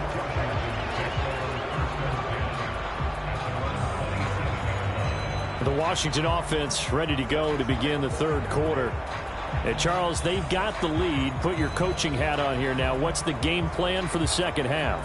I think getting the running game going a little bit more, because I thought in the first half they didn't get it moving the way that they would like. They had success throwing it, but I think these first couple of drives, they want to get those running backs going and give them more opportunities, and I will guarantee you that those guys were lobbying for them in the locker room at halftime. Fresh out of the locker room, they hit him with a gain of over 20. A great job there, and that old cliche, taking what the defense gives you, comes right into play. Nothing too out of the ordinary about the throw, just a little dump off over the middle. But what is out of the ordinary is what he did with it after the catch. Not only did he grab the ball, but how about the significant yardage he picked up after he pulled it in. Lawrence with the handoff to Robinson. It's a 6-yard gain on the ground, and that'll make it 2nd and 4.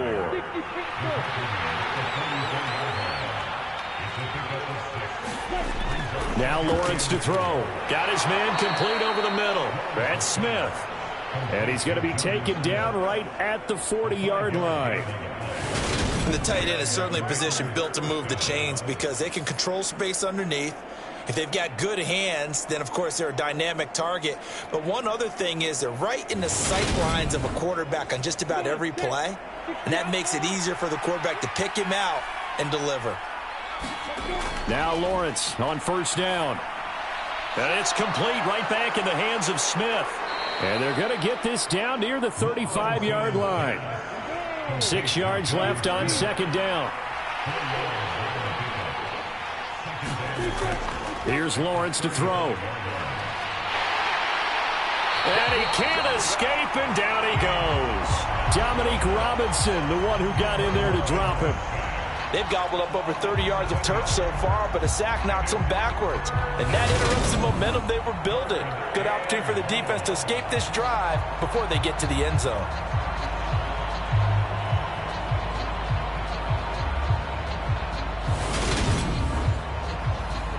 Not an easy spot here. They'll be in search of 13 yards to try to pick up the first. Now on 3rd and long, they'll look to throw. This pass hauled in by Dotson. And they'll get him down at the 34, and he's going to be short of the first by a few yards. So 8 yards on the completion there, and that's going to make it 4th down. So much about this game is just understanding situations and then having to execute, isn't it? Guard the first down sticks. Don't let them get there. And they rallied and made the tackle.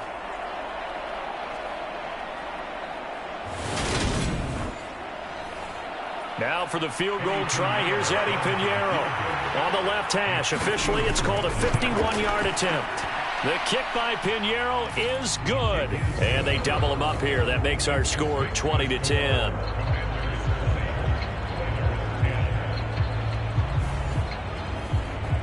Well, they picked up right where they left off in the first half. First drive after the break, they come away with 3 and increase that lead. Yeah, and you just want to keep building on that lead, don't you? Whether it's 6 points or 3 points, take everything you can get, keep maneuvering, keep adding to it, keep making it difficult for them to come back. Now we take a glance at the offense as they work their way back out for their first possession of the second half. And their deficit a little wider now than it was at halftime following the field goal a moment ago. But the goal is still the same because you know they want to come out, establish a rhythm in the second half, and get going. Make no mistake about it, though. Kicking field goals, not in their game plan. They need to get the ball in the end zone. And they're able to get this one across the 35. Line of scrimmage, the 37 on 1st and 10.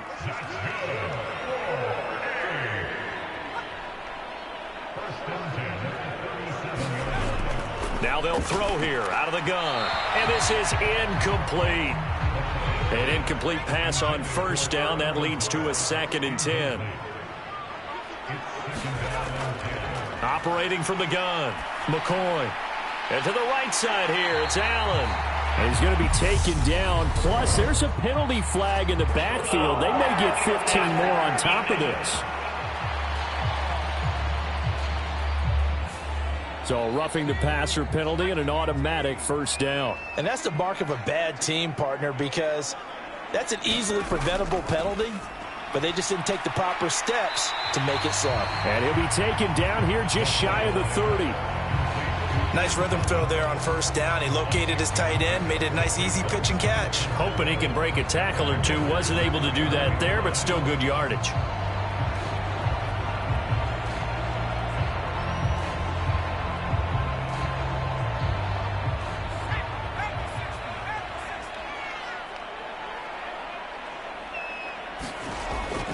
Here's a run with Akers on second down. And he'll be a little shy of the 25 here at the 26-yard line. 4 yards the pickup, first down. Now that's the way to do it. Hand it to someone with vision and good footwork, and add in a little bit of power, and you find a way to pick up first downs. McCoy's throw, it's complete into the hands of Higbee. And he's brought down inside the 20 at the 18-yard line. On second down, it's Stevenson. And he gets it inside the 10 to the 9. That'll be a pickup of 10 as they try to recover from this 10-point deficit. Despite the score, despite the deficit, no quitting this guy. He's running angry, running through arm tackles. He wants to change what that scoreboard is saying.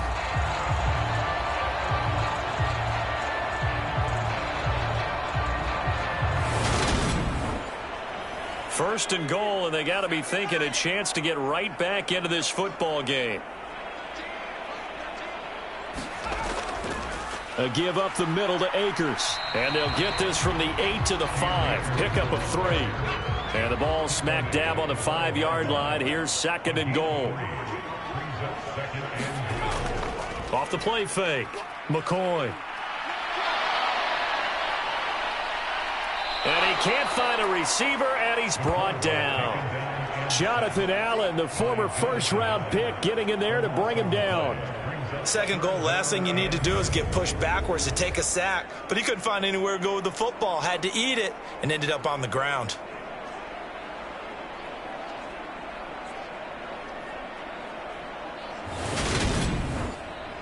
Big play coming here. It's third and goal.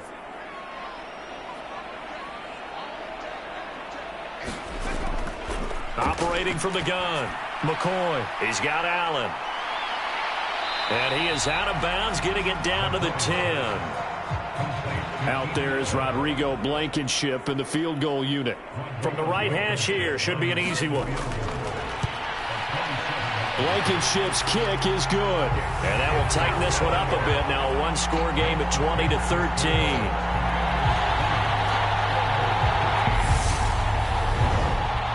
So 3 points, maybe not a grand prize at this stage, but it does get them back within one score.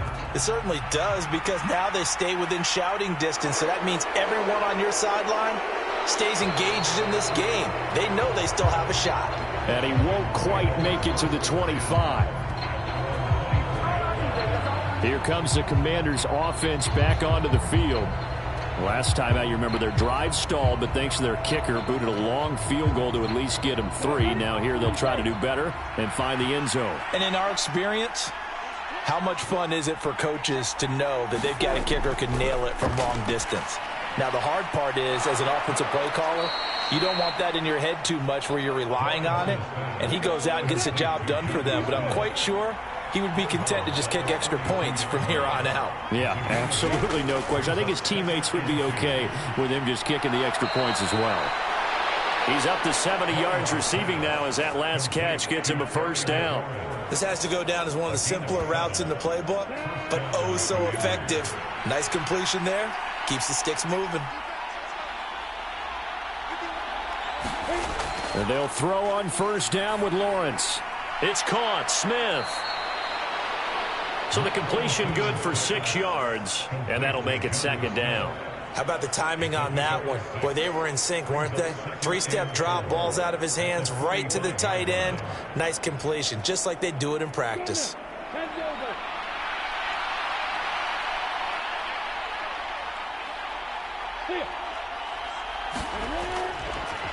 Straight ahead, it's Robinson.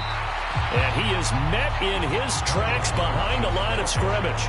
It'll go down as a 2-yard loss, and it brings up a third down. But that's not an easy play for a defensive end, because most of his responsibility has him getting upfield and working, but how about his vision to see where the play was going? Crashed down inside and tackled him for a loss.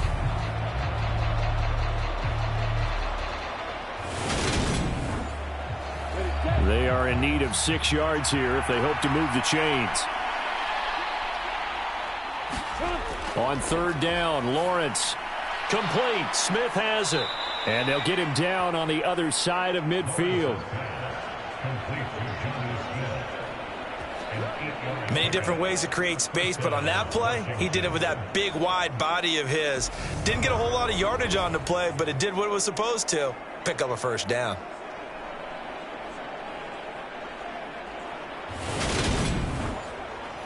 So a 1st and 10 now in Houston territory at the 49-yard line. Out of the shotgun, they'll run with Davis. He'll take this to the 46. I do know from experience that when you slow down someone's running game, you're now doing the dictating on defense. And guess what? Now you're getting ready to tee off on their quarterback because they have to throw it all the time. But you still have to be alert for the draws and other plays of that nature to make sure you don't get hurt. So here's a 1st and 10 at the 38. Up the middle to Davis. And they're going to stop him right at the line of scrimmage. Just no cutback lane to be found whatsoever. 2nd and 10. Defensively, though, they had a chance there to hit him for a loss. Couldn't get it done. Looked like someone was able to knife into the backfield, but he wasn't able to get him down. But his compatriots, they were able to grab him at the line of scrimmage and not let him get any further downfield. Now, quick throw there going to be batted away and incomplete. They had the incomplete pass on 2nd down. Now they need a big play here. 3rd and 10. Back to throw. Lawrence. This is Smith with a grab. And he'll only get this to about the 35. Well short of the line to gain.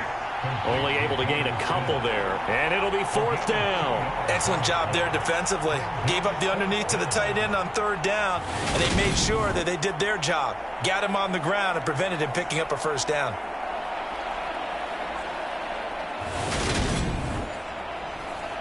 Eddie Pinheiro on now. From the left hash, this will be a 52-yard attempt.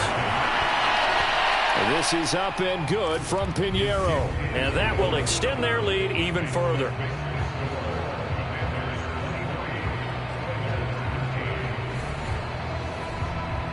A 2nd field goal here this 3rd quarter, and his 3rd of the game so far. He's been an important part of the offense, that's for sure, and they may need him again before this one's said and done. So I would treat him like a pitcher throwing a no-hitter. Leave him alone and let him focus.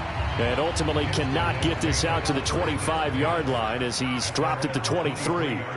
The offense back out there at the line, ready for their next drive. On 1st down, they'll start out with Akers. And he is met quickly in the backfield. Down he goes, folded like a lawn chair. And they're not going to get to the line to run another play. So we will switch ends as the 3rd quarter has come to a close. We'll return with more after this. You're watching the NFL on EA Sports. On 2nd and 12, McCoy. That's out to the flat for Akers. And he'll get this up past the 25 before he's out of bounds. This offense so far on 3rd down, they've hit 2 for 4 thus far. This will be 3rd and 6. Open man is Higbee, the tight end. And past the 40 before he's out of bounds. They get 14 on that one. Good for a Houston 1st down. Well, every drive from here out is definitely crucial and critical. They know that they need to get at least 3 here to get it back to a 1-score game. But I can't imagine that in their huddle that they're thinking at all about getting a field goal. They want to get into the end zone and then try and get the ball back again.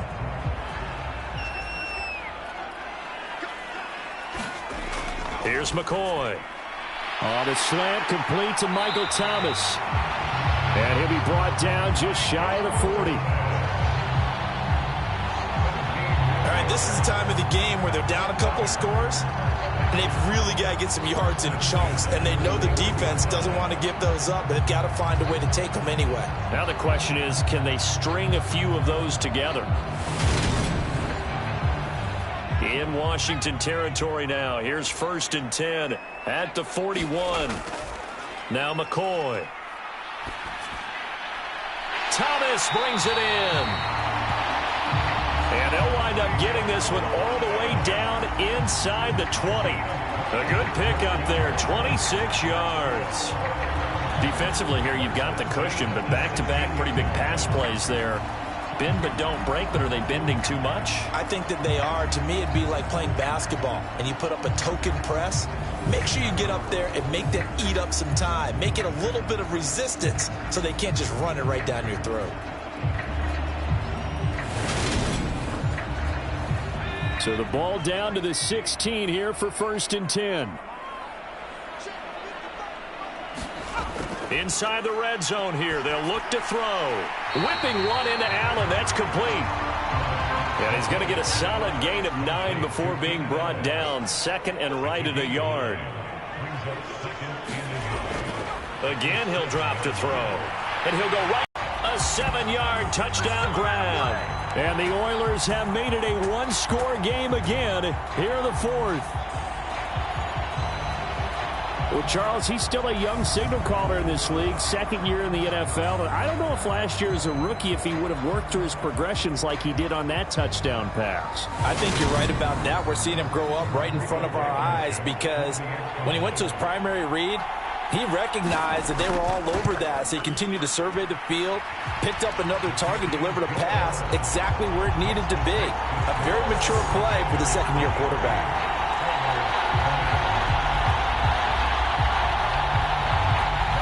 So after the touchdown, here's Blankenship kicking off. And Davis content just to bring this out to the 25-yard line. And the Washington offense going back to work. Their lead back down to 1 score after the touchdown a moment ago. 1st downs a must on this drive as they start out here 1st and 10.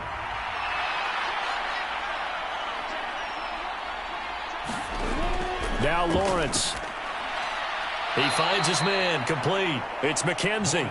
And he'll get this up past the 25 before he's out of bounds. Call it a gain of 3 on the play, and it'll be 2nd down.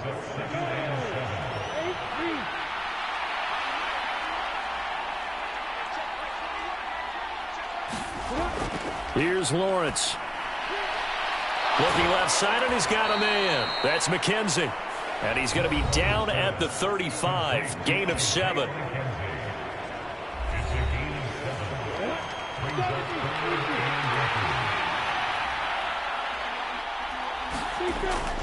Robinson will try to pick it up.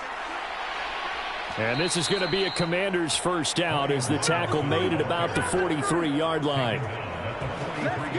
Now, I'm guessing you'd say this is kind of the key here. Grind out some yardage, work on that clock, see if you can continue to tick it down. Definitely, you want to bleed things out at this point, right? Continue to possess the football, gain some yardage, and put the onus on the defense. Do they have to use timeouts? What are they going to do to stop you? You're taking charge.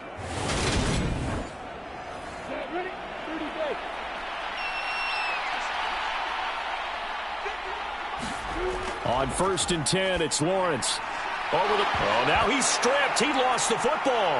And the defense will get their hands on it, going the other way. And his guys are going to take over at their own 48-yard line. Well, that takeaway, partner, right there, that's a combination of coaching, execution, and absolute belief. Because a lot of guys will look at the scoreboard and go, this thing's pretty well done. But that's exactly what they did. Good starting field position for them as they come up 1st and 10. Just shy of midfield at the 48. Here's a throw out wide, complete to his running back right side. And they're going to get this to about the 44-yard line.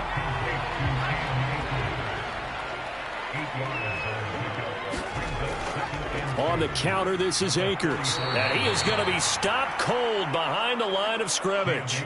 They'll wind up losing 3. And now it's 3rd down.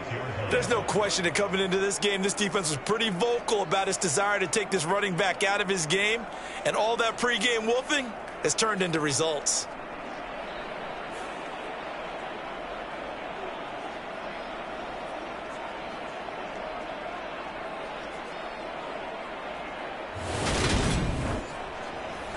A field goal from this spot likely out of the question. They've got to get closer here on third down. Looking to throw. McCoy trying to force it to Allen, and it's intercepted. Picked by Kendall Fuller. Oh, look at the juke.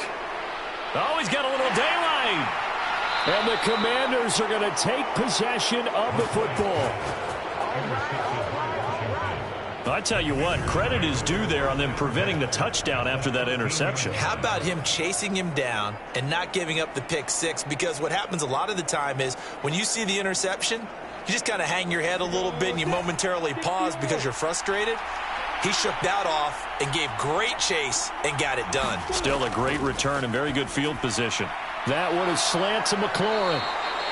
And the Commanders are going to be set up with a 1st and goal on a pass play that moves them all the way down to the 1. Well, it may seem a little unorthodox to some people. Got the lead, 4th quarter, yet he's still firing away. I think he believes that's the best way to go ahead and win the game. Yeah, a lot of coaches say, and that is caught. Touchdown, Washington. Jonnu Smith from a yard out. And the Commanders will add to their 4th quarter lead. We talk so often about how hard it is to win in the NFL when you turn the ball over, and here a late turnover leads to a 4th quarter touchdown and a 2-score lead. And what's more important is being able to take advantage when a turnover presents itself. You've got to come up with points to make the other guy pay. They're able to do so here, and they've got a pretty good chance now of winning this football game. Piñeiro's extra point up and good. And his guys will take a 10-point lead. They had the short field, and they made quick work of it. Just 2 plays to get into the end zone.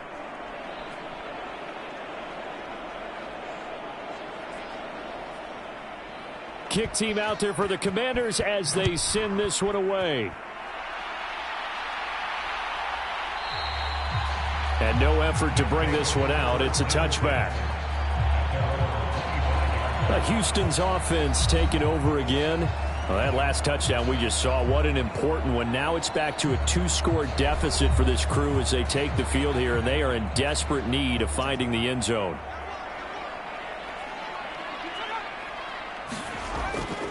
They'll begin on the ground with Akers. And he'll manage to pick up about 4. It's 2nd down.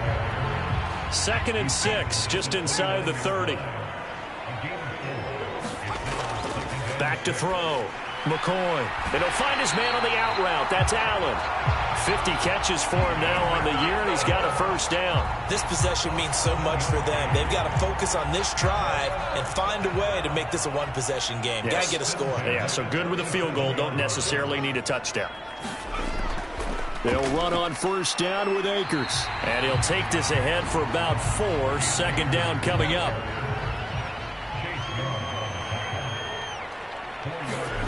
From the 40 now on 2nd down. McCoy. 70th catch for him on the year. Like so many others, this goes for a 1st down. Now, correct me if I'm wrong. Yeah, you're down 2 scores. I don't think you need to rush just yet, but you can't take your time either. Yeah, even if you don't want to commit to full 2-minute offense, you have to up the tempo, up the urgency. Maybe you're starting to call 2 plays in a huddle each time you snap the ball. Under 4 to go now as the clock runs and they come up on 2nd down. Looking to throw. McCoy. Here's a screen play. This is strong. And they're going to get this to about the 44-yard line. Good reactions there defensively. That screen was a little slow in developing, and they shut that one down with little gain. This will be play number 7 on the drive. 3rd and a yard. They'll stick with the passing game as he looks to throw. He gets it to Thomas. And he'll go out of bounds after taking it a little further down inside the 40. 5th catch of the afternoon, and that gives him a 1st down.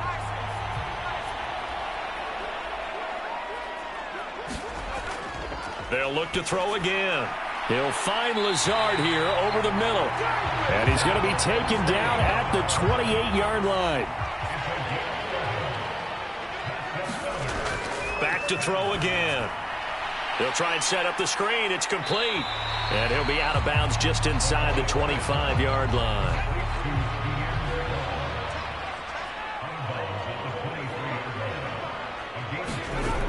going again on second down. McCoy. And they're going to have another first down here as the tackle's made at Washington's 13-yard line.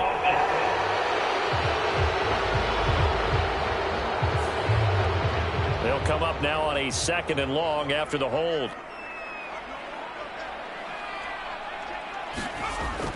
Back to throw. McCoy. And that one his first incompletion in its last 6 passes. And it's 3rd down. Well, partner, guaranteed they approach this play with the idea of making up ground to make 3rd down manageable. Unfortunately, with that incompletion, right back where they started on the last snap. Now they need a big 3rd down play in order to pick up the yardage needed. Thomas has got it, complete. And he's brought down inside the 20 at the 18-yard line. And with that last play, he's now up over that 300-yard mark. And in today's NFL, it almost feels routine. And I hate that when you talk about a 300-yard passing game. To me, 300 yards still signifies excellence, and he's achieved that in this performance. So now one of the biggest kicks of the night is forthcoming. From the right hash, it's a 35-yard attempt. Blankenship's kick is good. And this is back down to a 7-point game.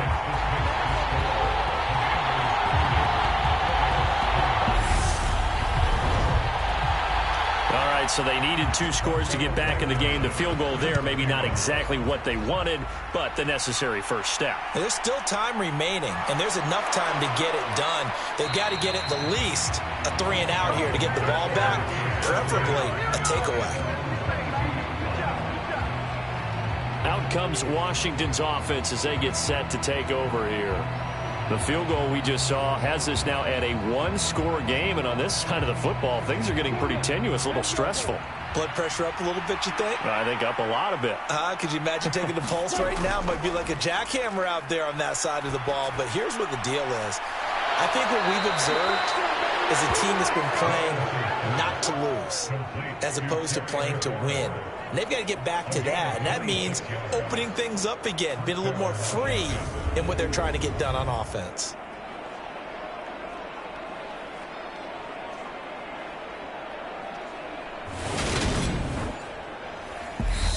Fourth quarter, down to the final 2 minutes, and we've got a 1-score game.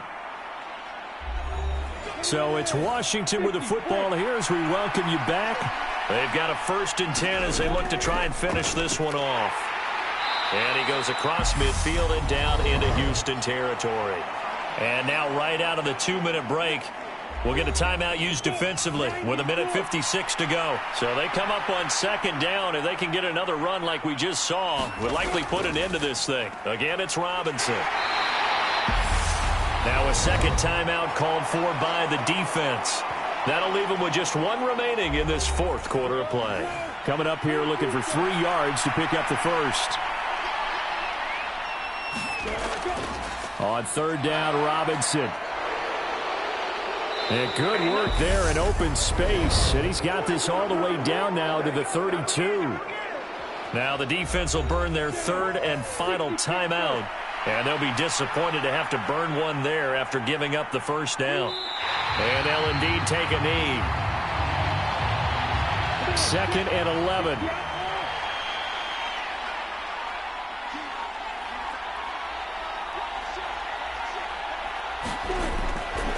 A give left side to Robinson.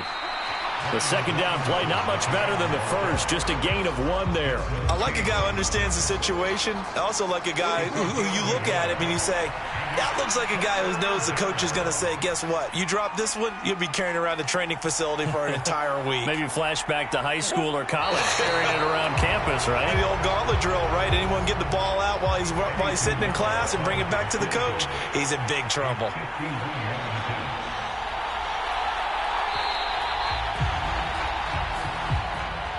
Well, this ball game was close throughout. Remember, it was neck and neck at intermission, neck and neck at the end, but a great job to come in here in a tough environment, Charles, and get the victory.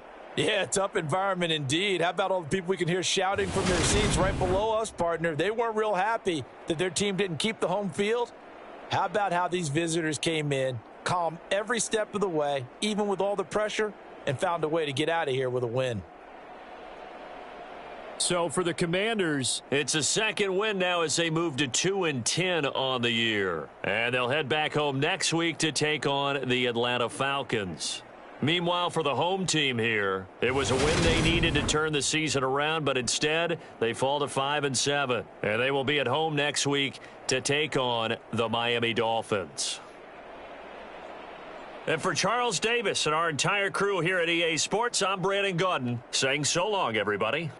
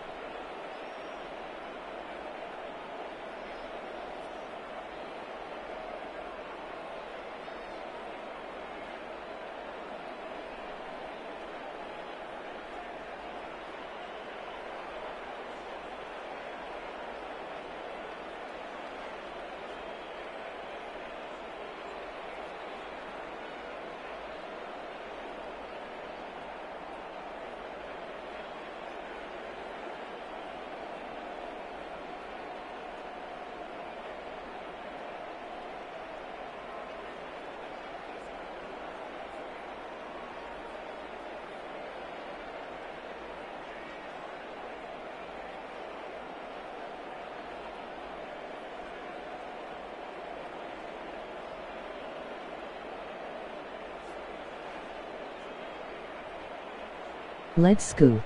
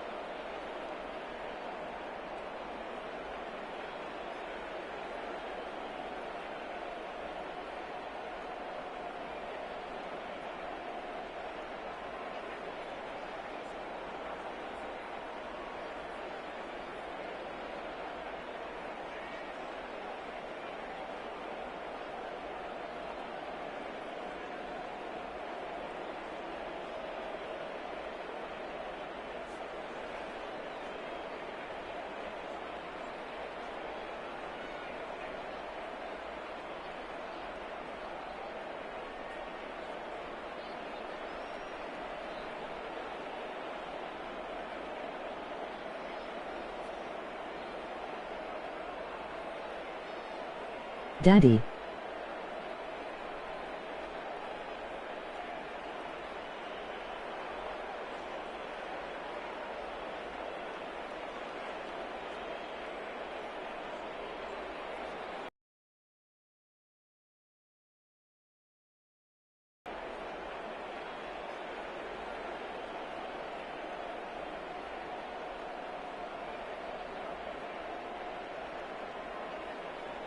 Cummies.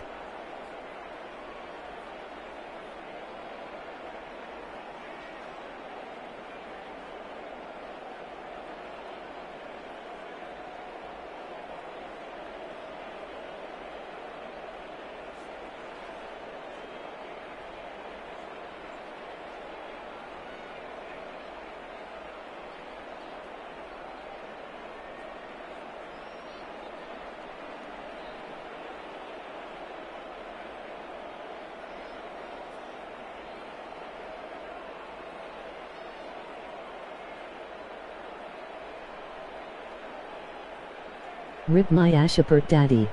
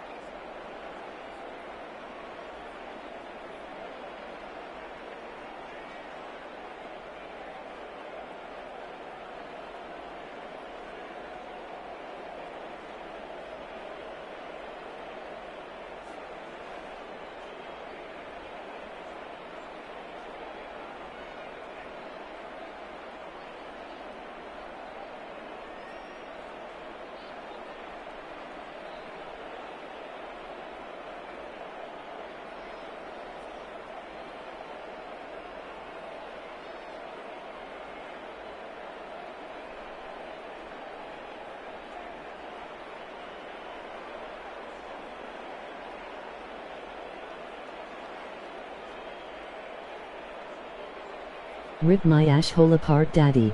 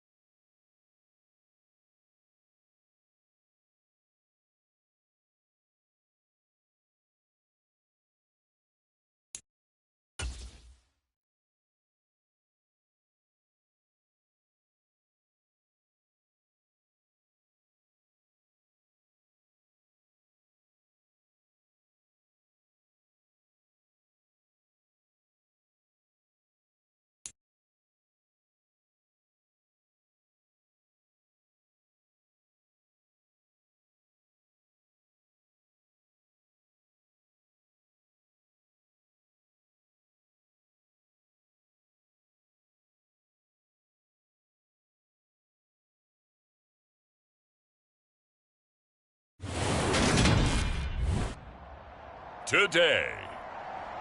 From AT&T Stadium in Arlington, Texas, it's Week 10 of the NFL on EA Sports.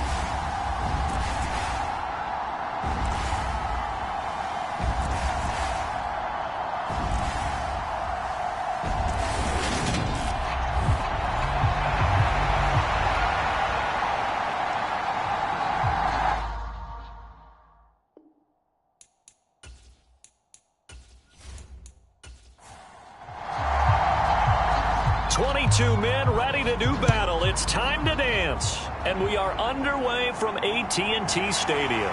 This one fielded at the 5. And they'll get him down inside the 30 at the 27.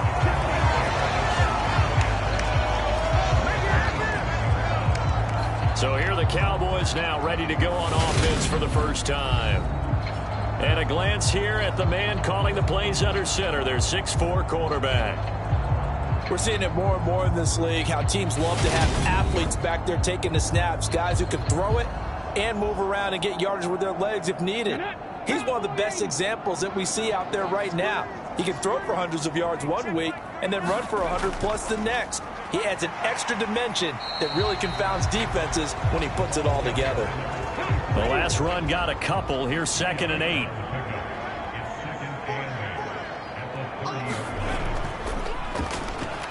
And they'll keep leaning on the running game. Back to the ground. And he gets this to the 35. Good for a gain of 5. An early test. 2 plays in. This is 3rd and 2.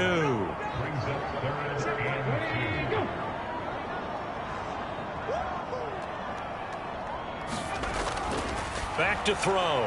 And he fires one, but incomplete. On 4th down, A.J. Cole comes on to punt. He was only asked to punt once in the victory last week as he sends this one away. And a great job on special teams to down it as this will be marked out inside the 5-yard line. That punt was near perfection as it checked up inside the 5-yard line. You never know where these things are going to go, do you? No, what was it? You got a John Heisman quote about that, yeah, right? He said the football is roughly a prolate spheroid, which means it's going to bounce funny, and you never know where it's going to end up.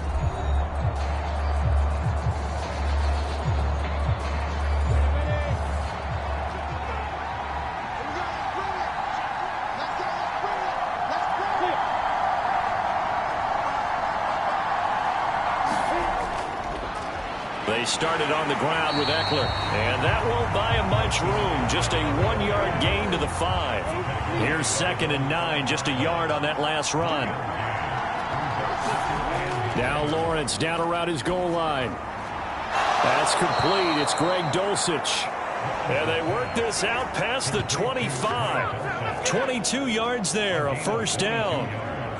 Well, the first drive here and the first time that we've called a big tight end's name, but I can assure you this, Charles, it won't be the last. No, it won't, because when he gets going, now it opens up opportunities on the perimeter because that'll draw the defense towards him in the middle of the field. Now your wide receivers will get involved as this game goes on.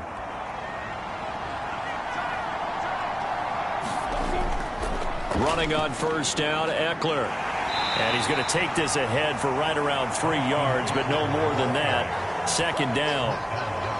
Well, this defense for the Cowboys, they were quite formidable in the win over Philly a week ago. And every defensive team that we talk to, they spend a lot of time talking about creating turnovers. And anytime you get 2 or more in a game, you've had a really good performance. They exceeded that number in a huge way. They got the football back 4 times in the win. From the 30 on 2nd down, Lawrence. 9 yards to pick up there, and it's a 1st down.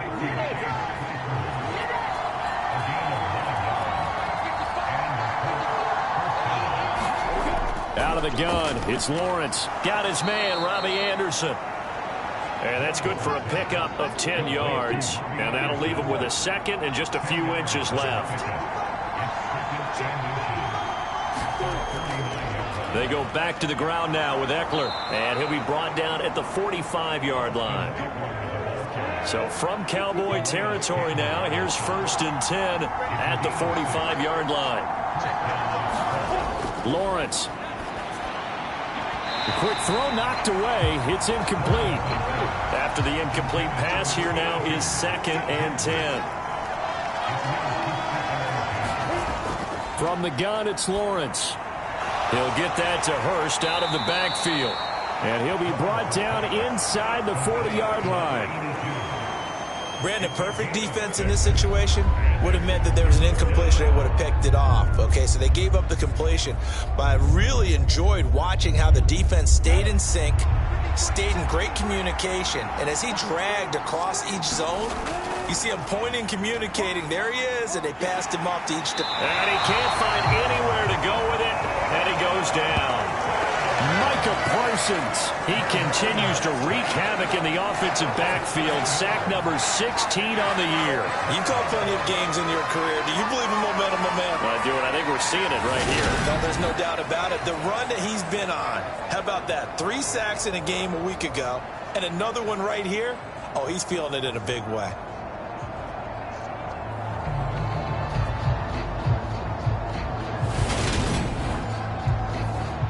Blake Gillikin on to punt now on 4th down.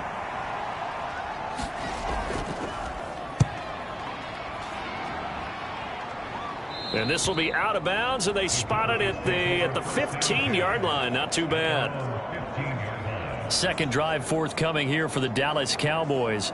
And they come into this one riding that nice long win streak. And remember, next weekend is an open week for them. So if they can get the win here, a lot of momentum into that time off. It certainly is. And if you're wondering if anybody's saying, boy, this is coming at a bad time, we want to keep playing, the answer can be yes. Because when teams are on a hot streak, they want to keep going. But what the veterans are telling the young guys in the locker room, an open week is always good, guys. Take it and let's go with it. Well, Brandon, we could see that play developing, and they were hoping that he was going to be able to put a move on the first guy and turn it into a big play. But no such luck.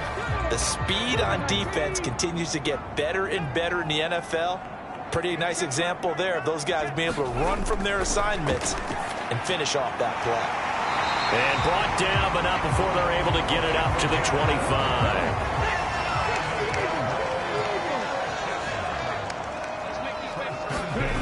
Back to throw now on 1st down. Escaping the pressure right. Oh, that's just not fair, and now room to run. And this turns into that instead. 1st down, 18-yard gain. Partner, there's a downside to everything, and the danger of man coverage is if you're locking down your target, you often turn your back to the quarterback and you don't see him. Sometimes you open up a big lane for him to hit you for big yardage, and that was an astute play by him to scramble out, see that lane, and burn them for a 1st down. Eluding the pressure right, and this will be incomplete. Physical play on the football there, and it's 2nd down.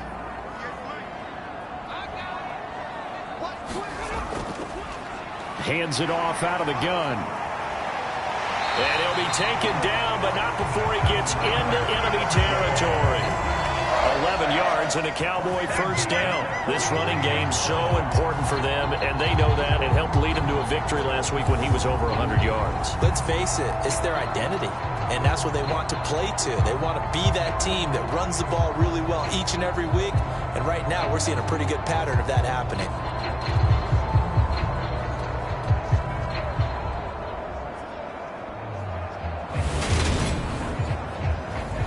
From Colts territory, here's a 1st and 10 at the 46.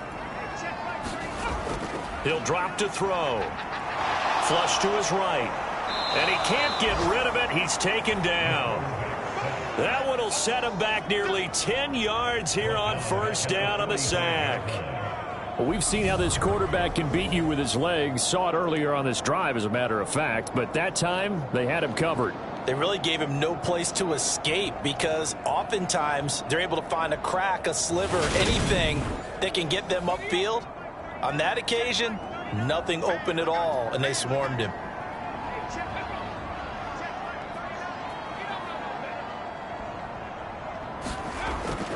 Out of the gun, they'll look to throw. Able to hit his target, Lamb. And they're able to work this across midfield to the 48. Simple drag route here, lined up out left and tried to work his way back across the field. You probably saw me twitch there, partner, because I think he wanted the ball a little bit sooner. By the time he looked it in, defender was right on him. And that is incomplete. Oh, he had a defender right there with him to force that to the ground. And fourth down now coming up. So they're forced to punt on fourth as this one's away. And no return possible here as they angle this one out of bounds.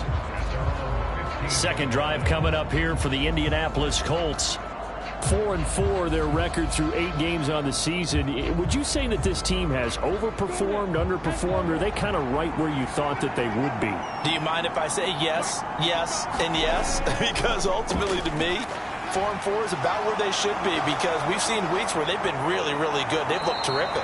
Other weeks where we've wondered just how good is this team. They want to be consistent in their play, not consistently inconsistent, which is what they've been thus far. And that is knocked away in the middle of the field and incomplete. He's second in the NFL in interceptions, and you understand why. He plays a game of great intelligence, understands positioning, and has a great ability to break on the football when it's in the air. So fun to watch his closing speed, and another example of it on that play. On second down, Eckler. And they'll get it up just short of the 45 at the 44.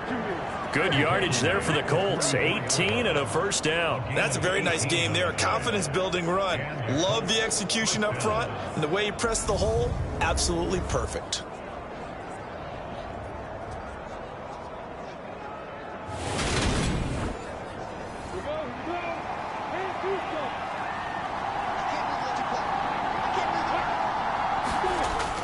Now Anderson on the jet sweep. And they get him down right near the midfield stripe.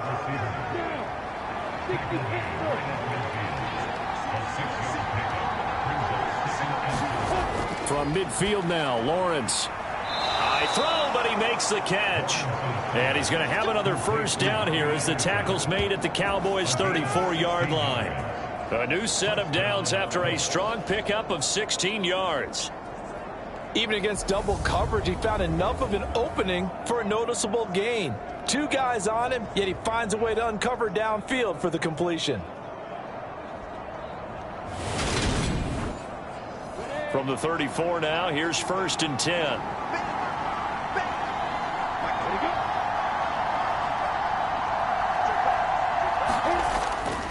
Eckler now between the tackles.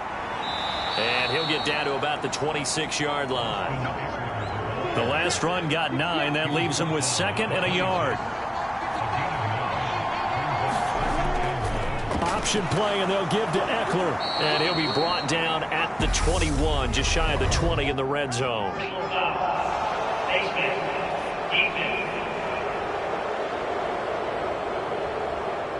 So the hand got inside the face mask that time. Looked like a pretty easy call. And it was, and we saw this in their loss last week. Penalties at inopportune times that led to their demise. And now it's 1st and 10. A big mistake, especially when you factor in the personal foul yardage. On the option, here's Eckler. And a short pickup there down to about the 9.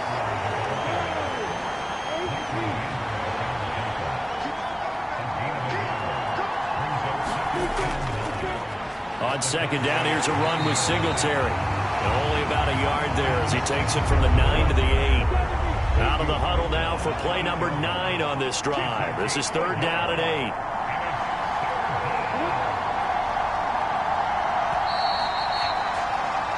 No score after 1 on EA Sports.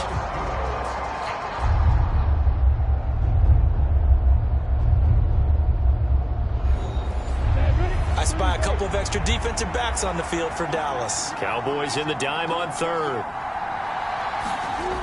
Lawrence will throw. And that is caught. Touchdown, Indianapolis. A great play there. His 3rd touchdown now on the year. And the Colts post the first points of the ball game as they take the lead here in this 2nd quarter. Well, we had the scoreless first quarter of play. We sure didn't have to wait long into the second quarter to get some action on the scoreboard. So was the first quarter a feeling out process? I mean, that was an interesting quarter, wasn't it? Because we had some action, we had some good play, just didn't have any points. So now it's game on. Joey Sly on for the extra point. He hasn't missed an extra point all season, and he won't miss this one either, and it's 7-0. A good drive that time as they go 9 plays in all. And it culminates in an Indianapolis touchdown.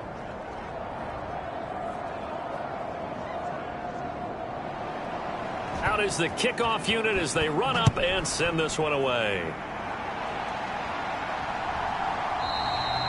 The return man down to a knee, and this will come out to the 25-yard line. Dallas offense set for this next drive.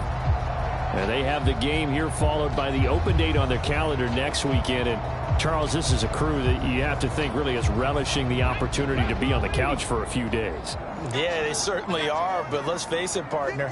They can't get caught looking ahead to that couch time while they're playing this one.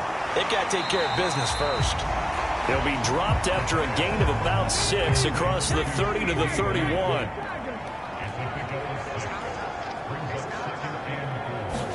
Second and 4. Man open, that's complete to Dalton Schultz. And able to get this one across the 45 before he's brought down. First time they've hooked up here. Good for 17 and a first down. And that was good protection there. No, that was great protection there because it allowed him to lock in on his receiver. Although I think he was looking for his tight end on the corner route all the way. Nice connection there for a really nice gain.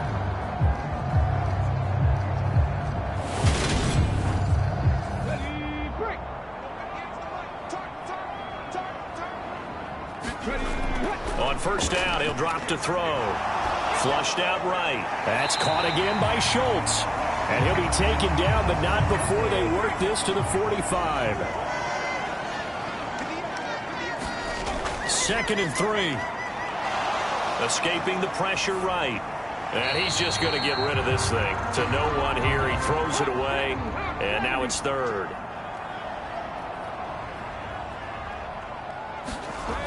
A play-action fake. They'll look to throw. He finds his target. It's Schultz. Yeah, this is only going to be a gain of 2. He needed 3. It's 4th and 1. If this were baseball, we'd call this small ball. Instead of pushing it downfield, they throw a short pass trying to pick up the first down, but the defense rallies to the football and stops him short, bringing up a 4th down.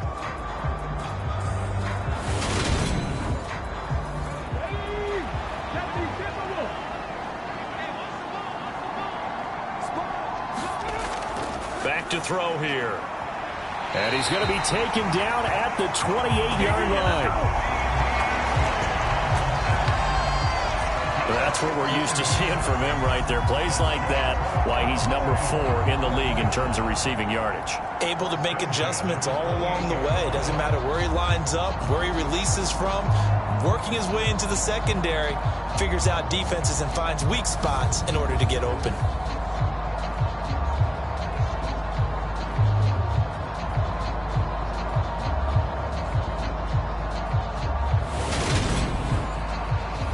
So the drive stays. Over the middle, complete to Judy. And they're going to be set up now with the ball at the 13-yard line. And this has been a nice answer to the touchdown drive against them a few minutes ago because they've come out and reestablished the tempo. A nice throw there, and they're putting together a very strong drive as a response.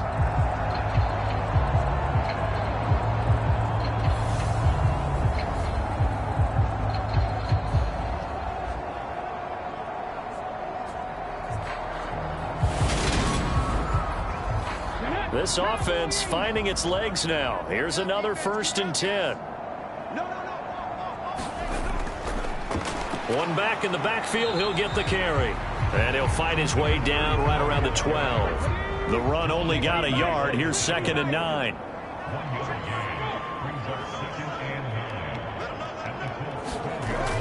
Here's a play fake as they set up to throw. And he'll go down. Brought down at the 20-yard line. Yetur Gross-Matos. It'll go as a loss of about 8 as he gets in there to drop him. And another long drive from the offense, but the defense is denying them the end zone. Nothing to show for the last drive offensively. They can't come away empty-handed again.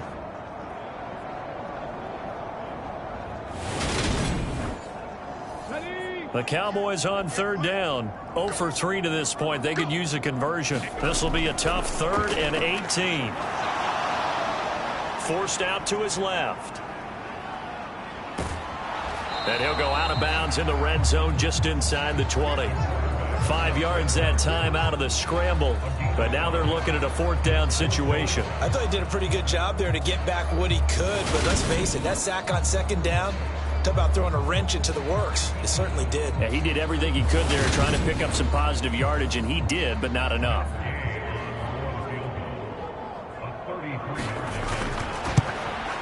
And Gay knocks this one through. And they are on the board, but still trailing. It's 7-3.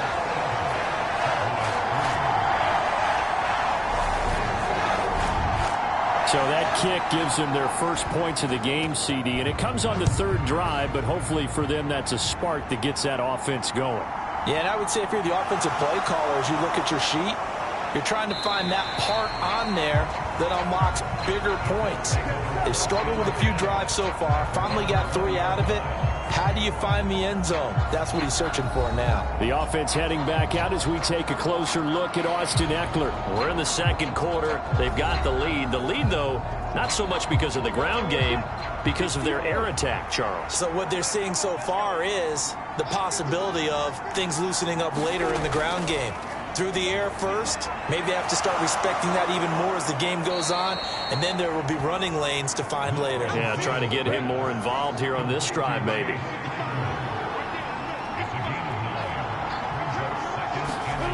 Off the play fake, here's Lawrence.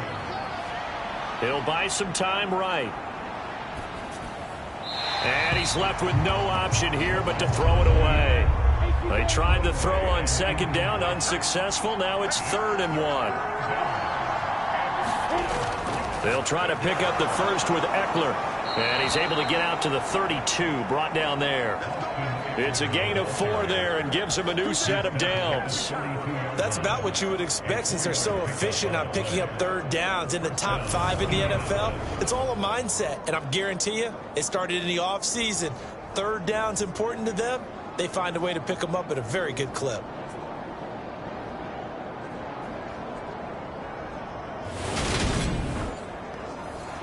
From the 32 now, here's 1st and 10. Option play, and they'll give to Eckler. And not a whole lot of room to operate there on the 1st down run. He gets maybe 3. Well, from an offensive perspective, that was a tough run because he only picked up 3 yards. But let's flip it over to the defensive side. They now have the advantage. 3 3-yard gains. That means they're punting the ball likely on 4th down. That's what you're looking for when you're playing defense.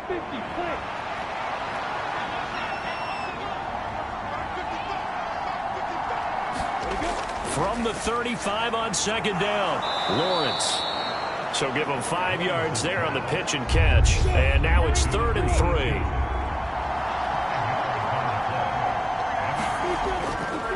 They'll try the right side with Eckler. Oh, able to avoid him. And he's got the 1st down yardage as he brings this up to the 47. 53 yards rushing for him now on what was his 10th carry of the ball game. We use the word relentless a lot with guys who are aggressive on the field. In this case, it really fits, doesn't it? How about his ability to break tackles and his feet never stop moving?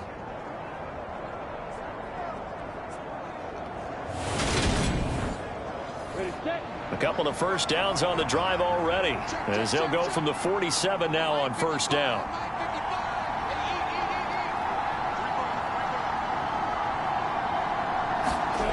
Now Lawrence. Completion here to Claypool. And they get to him after a gain of 6 to the 46.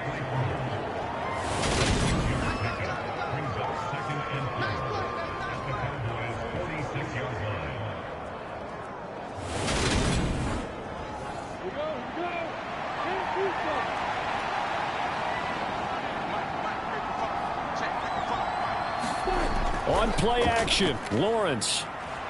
Sliding out of the pocket. Throw over the middle, taken in by Dulcich. And they're going to get this to about the 44-yard line. So they need 2 yards here on third down. Remember, they're already 2 of 2 on third down conversions on this drive. Up the middle with Eckler. And he's got the first down yardage before he's brought down at the 42. Just about every coach we talk to says the crowd shouldn't affect us. That shouldn't be an issue. And then the next breath they talk about taking the crowd and taking them out of the game by picking up first downs and keeping them at bay. I think we just saw an example of that there, didn't we? Important to do, especially early in the game like they have.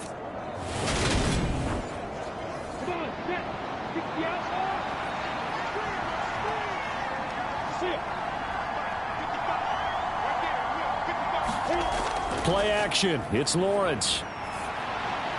Throw left side complete. That's Craig. And he's going to be taken down right at the 40-yard line.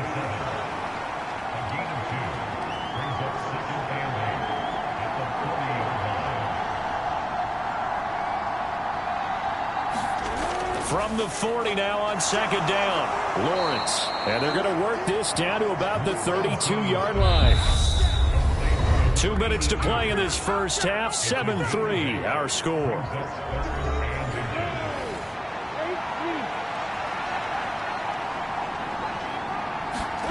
Lawrence on third down. And that is incomplete. This Cowboy defense looked ready for that third down pass. Brings up fourth. They'll run for it with Eckler. And he's going to get the first down as they bring him down at the 23.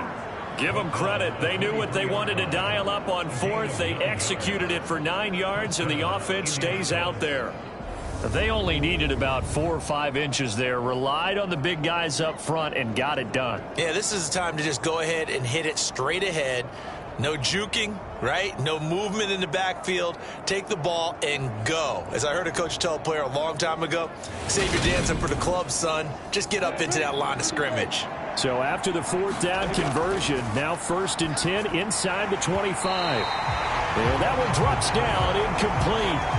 Good coverage there, forced the ball free, and it's second down. I see the surprise in your face there, partner. That is a rare incompletion from him. He's been on point this entire game. He has, percentage completion-wise way up, not that time. So now 2nd and 10 after the incompletion on first down. Now Lawrence to throw. And he comes back with one complete. And he's going to have another first down here as the tackle's made at the Cowboys' 13-yard line. From the red zone now, they'll look to throw. And a quick throw here, that's complete. And he's tackled a yard short of the marker. Good gain of 9 on first down. I always laugh when people say, what's the toughest route to defend? And I'm like, any of them, especially if it's a good receiver.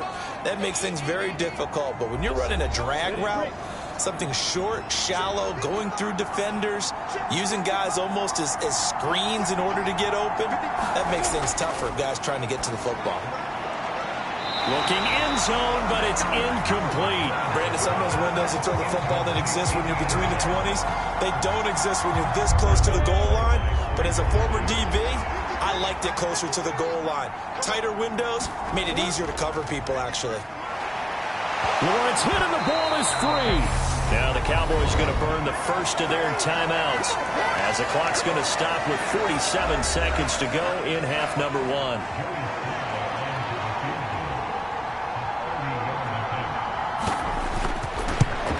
Sly able to put this one through, and they push the lead up to a touchdown now at 10-3.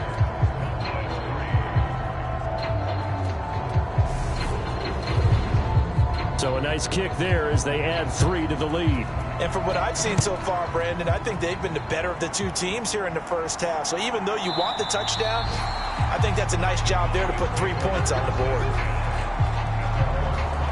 The Cowboy offense going to head out now late in this first half. A slim deficit here in a one-possession game. Not much time left, obviously. We'll see if they can march this down the field, at least get 3 and take some momentum into the locker room. They'll try and start this drive in the air. Oh, into a sea of defenders and intercepted.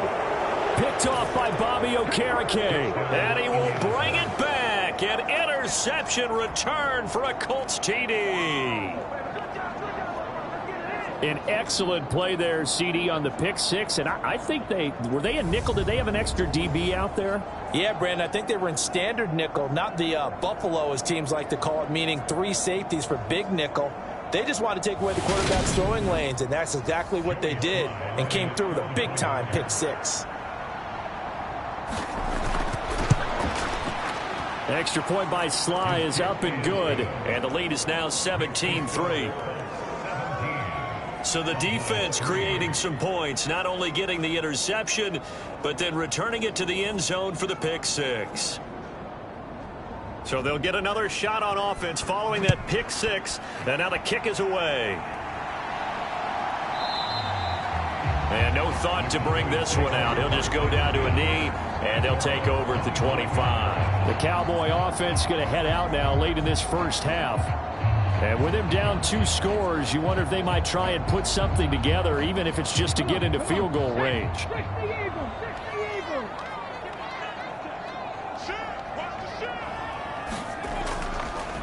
They'll start this drive out on the ground. And he'll just push his way forward for a few as the clock will run. The Cowboys looking to get going again in a hurry. Here's 2nd and 8. On the out route, it's Lamb with a grab. The Cowboys going to use their 2nd timeout now as they stop it with 16 seconds to go in half number 1.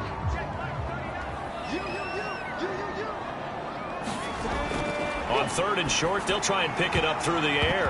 And that's going to be incomplete.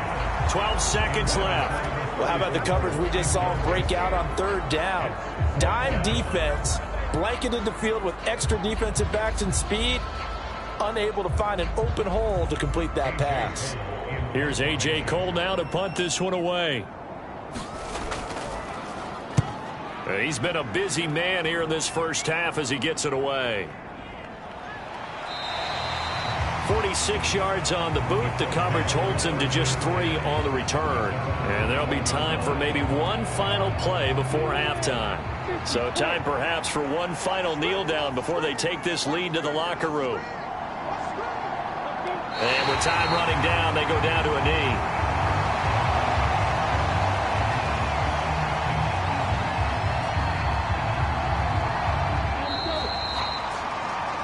So we come to halftime here with the visiting Colts taking the lead to the locker room. As we'll get you over to Orlando, where standing by is Jonathan Coachman. He has our EA Sports halftime report. All right, Brandon, thank you very much. More from you two in a minute, but first, let's take a spin around the NFL and see what's going on here in week number 10. We'll begin up north at MetLife Stadium over in New Jersey, and those two are tied up as they play the second quarter. Next, we head down to Houston to check on the Texans at home. Patrick Mahomes, 5 touchdown passes, leading his guys to the victory. Lastly, let's get you to Charlotte, North Carolina. Check on the Panthers at home at Bank of America Stadium. And they have the lead in that one over the visiting Packers. Odell Beckham, a touchdown reception. Meanwhile, in our game, it's been a back-and-forth first half. Who can put it together in the second half? For the answer, we turn it back over to our broadcast team of Brandon Godden and Charles Davis. Okay, Coach, thanks as always to you and the gang in Orlando as we welcome everyone back in for quarter number 3. Second half ready to get underway. The Colts with a lead, and they will receive the football. And he'll be stopped up at the 25.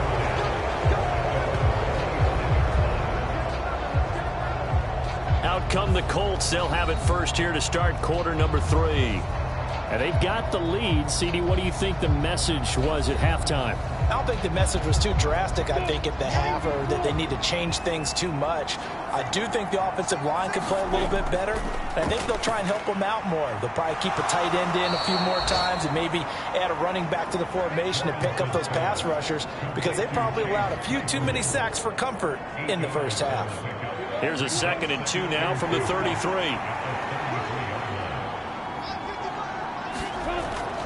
They'll run out of the gun with Eckler. And he'll bring it up here to right at the 40-yard line. 71 yards for him on the ground now, as he has been terrific here this afternoon. We don't talk about it very often, but sometimes there's a dip in intensity when you start the second half, which can manifest itself in some sloppy tackling. And how about right there? He ran right through that weak tackle attempt. First down, and they stick with Eckler to the 43, second down.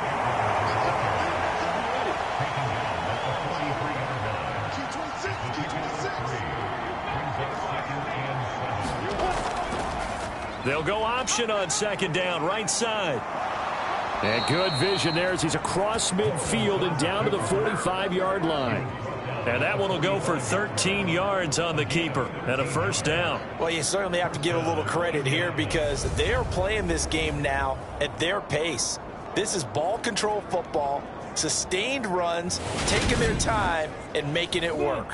So from Cowboy territory now, here's 1st and 10 at the 45-yard line. Here's Lawrence to throw. This is Anderson over the middle. And this winds up a gain of 4 to the 41.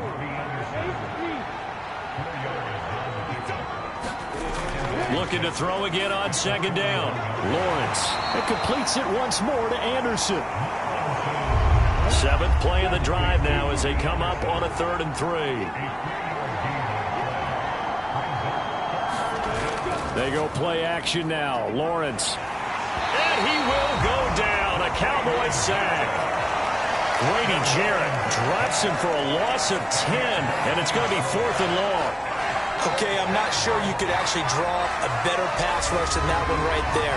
Nowhere to go outside. He had to keep backing up and backing up and backing up. Eventually dropped for a huge loss.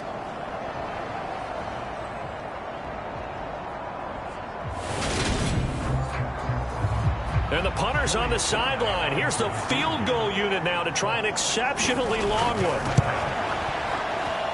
And this kick is not going to be close. It's well short, well right to boot. And this will remain a 2-touchdown game.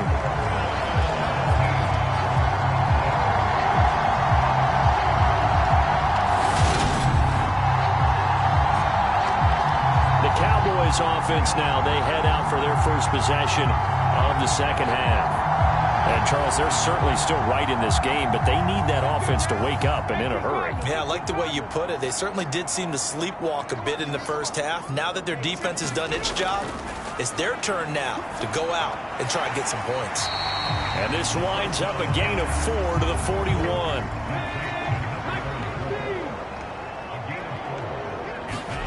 Second and 6. Got his man complete over the middle. That's Schultz. And he'll be marked down at about the 26-yard line. And there's a completion to the tight end. And look at the size of these players nowadays. At that spot, 6'4", 6'5", and up. A lot of guys used to be basketball players. Somehow came back to football. That's really good for the game of football. You get better athleticism, great hand-eye coordination, guys who know how to control their bodies when they run their routes.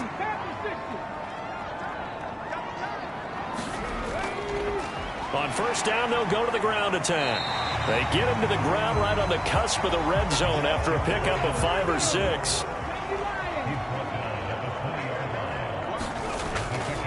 He'll look to throw. Steps away to his left. And he just chucked that one out of bounds, out of everyone's reach. Maybe a wise call not to take a sack in this part of the field. It brings up 3rd down.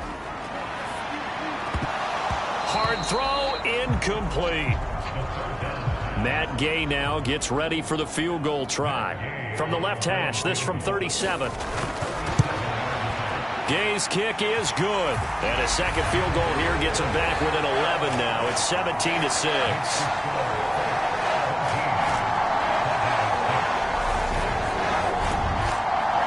So the 3 points there, and CD, that helps him inch a bit closer. Yeah, partner, when you're losing, any points you see go on the board in your favor, you're happy to take them.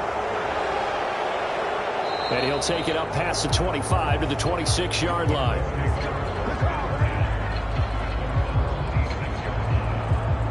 Here comes the Indianapolis offense now as they get set to take over.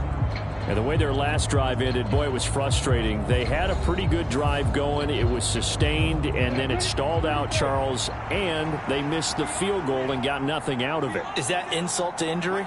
Because they had such a sustained drive, as you noted. So you know for the head coach, it almost felt like a little bit of failure to send down the field goal unit and then to not even see the ball go through the post. What a bummer on that last drive for them. Got to pick themselves up from that one. From the 29, Lawrence pushes past him, and they get him down, but not before he takes it across the 40-yard line.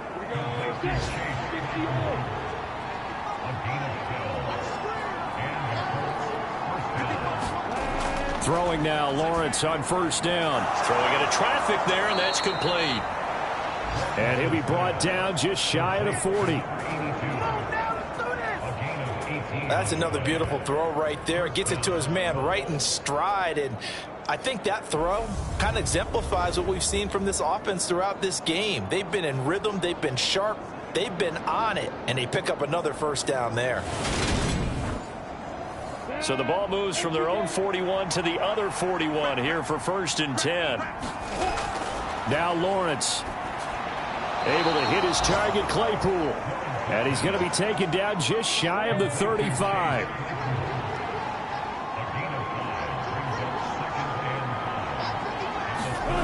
They go play action with Lawrence. Eluding the pressure right. Open man, completes it to Claypool. And he's going to have another first down here as the tackle's made at the Cowboys' 14. A gain there of 21 yards. That's the third time on this drive that these two have connected with each other. They've got a real rapport going. And right now, it's paying off with big chunks of yardage, as shown by that last play. Here's a 1st and 10 at the 14-yard line. From the red zone now, they'll look to throw. Quick hitter here, it's complete. And the Colts are looking at 1st and goal as he's tackled all the way down at the 2-yard line. Just picking up yardage in bunches here these last few plays. They have moved right down the field, and just like that, they're going to be set up with a 1st and goal. Looking to throw, Lawrence. And he is going to go down back at the 11-yard line. It'll go as nearly a loss of 10 on 1st and goal, so a disaster there. It goes as a 9-yard loss on the sack. Well, if you're going to throw the ball on 1st and goal from the 2, the worst thing that should result is an incompletion for you offensively. But, Brandon, this is a different type of football. Back in my day, 1st and goal from the 2, a lot of big people with big neck rolls, they were on the field trying to ram it into the end zone. A give, Eckler running to the right. And nothing doing here as this time the run maybe gets him back to the line of scrimmage, but that's it. It'll go as no gain on the play, and now they're looking at a 3rd and goal. On 3rd and goal, Lawrence. And he will throw this one out of the back of the end zone. It's incomplete. Let's give this defense some credit now. They let the guys get downfield. But when push came to shove, they stood their ground, and now they'll likely force a field goal attempt. Sly able to put this one through, and that will extend their lead even further.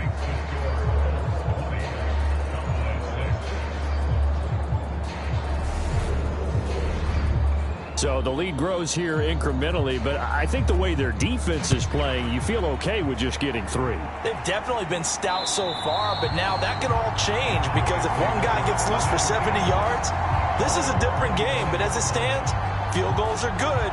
Just keep adding to that lead. So out come the Cowboys now as their offense gets set to take over. And tough to win games if you're going field goal, field goal, field goal here. They got field goal last time. Now they'll be looking for a touchdown. They're looking for the big chunk now because, as you noted, the field goal way of doing it makes it that much harder and puts more pressure on every possession for you now. Go ahead and get 6 and feel a lot more comfortable about the position they're in. Bigger chunks. We'll see if they can get the score. Now a play fake here on 1st down. And that is incomplete. He couldn't hold on through the contact. Brings up second down. Dallas, Texas is the spot. Third quarter inside AT&T Stadium. Glad you're with us. 2nd and 10. Now this throw caught left side. And they'll get him down on the other side of midfield. So on the other side of the field now, it's 1st and 10 as they've got things rolling on this drive. And a pretty athletic run right there as he's going to get this down inside the 40. 11 more on that one and another first down. They're making it look easy out there. Another first down. So far on this drive, let me do this little bit of math here. 4 plays, 3 first downs. That's a pretty good recipe for success.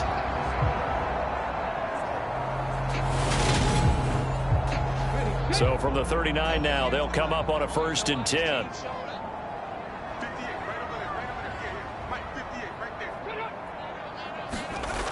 They'll set up to throw. And the coverage terrific there as that's knocked down and incomplete. So line of scrimmage still the 39 on 2nd and 10. From the gun, they'll try to run it. And he'll get 4 here down to the 35-yard line. Typically, we think it's the strong safeties that are better tacklers, especially closer to the line of scrimmage amidst traffic. But in this case, how about the free safety coming up and making the big-time play? 7th play of the drive upcoming here on 3rd and 6. Now they'll throw here out of the gun. Dancing to his left. He's going to go out of bounds, but he takes this one down just shy of the 20. Good coverage downfield led to him taking off, picking up the first down on a 13-yard run. He certainly isn't looking at the scoreboard out there because, to me, all he's concerned about is analyzing the field and making most of the time left in this game. Deficit's still there, but he's starting to hit them with some big plays.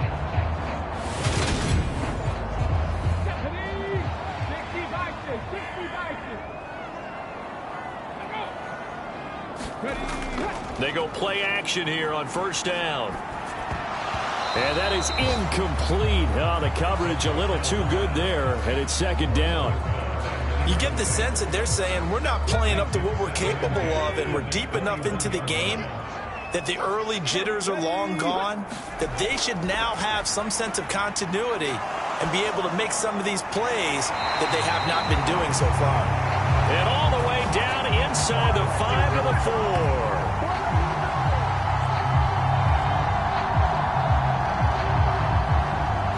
It'll be 1st and goal when we come back. We'll return with more after this. This is the NFL, and it's on EA Sports. 1st and goal, and they got to be thinking a chance to get right back into this football game.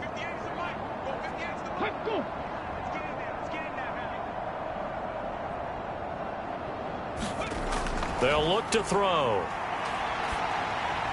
And he just throws this one away. Smart decision here this close to the end zone, and it brings up 2nd down. 3 red zone trips have yielded just 2 field goals for them to this point, so they'll be searching for something more on 2nd and goal here. From the gun, he'll hand this off. And the hole closes quickly here. He can fight only to about the 4. Calling a gain of a yard as they get a little bit closer here. It's 3rd and goal. Well, sometimes I get caught in hyperbole, but I think they desperately need to punch this one in. They're running out of time. Yeah, 2-score game, second half. You're down here. This is the time to put it in the end zone. And not going to get much better than this for an opportunity. They'll look to throw on 3rd and goal. Touchdown, Cowboys! Dalton Schultz from 4 yards out. And the Cowboys have made it a 1-score game again here in the 4th. I wonder if he changed anything on his play sheet or they just executed better. Because they had 2 previous drives that ended in field goals.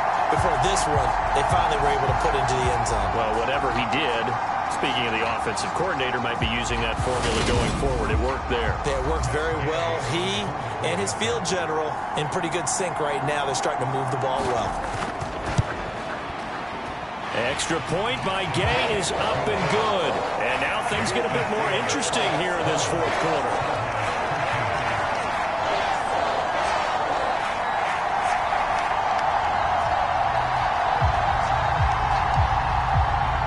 The kick team out there for the Cowboys as they run up to send this one away. And the drive will begin at the 25 as Scott is going to stay in the end zone. And now Indianapolis set to take the field. That last touchdown has made this really tight. They're clinging now to this slim lead. Second half, they only have a field goal. This offense needs to kick it into gear. And right now, I'm looking directly at the field general, at the quarterback. Because to me, he's got to take over right now. By word, pumping his team up, and then, of course, by deed with his play. My high school coach used to say that all the time. Laddie, take over by word and deed. And deed means action. Exactly. On the option, here's Eckler. 83 yards rushing for him now as he has been tremendous all day long. So from the 36 now, 1st and 10.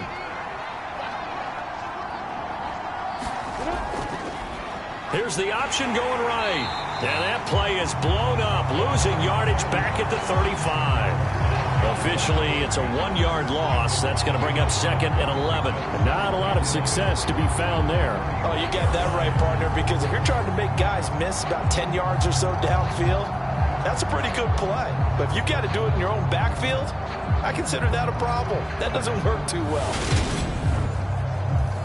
Looking at a 2nd and 11 now after the loss.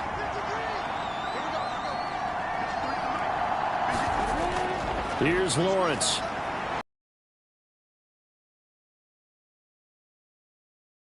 Past the 45 before being tackled. 12 yards there as they keep this drive rolling. It's another 1st down.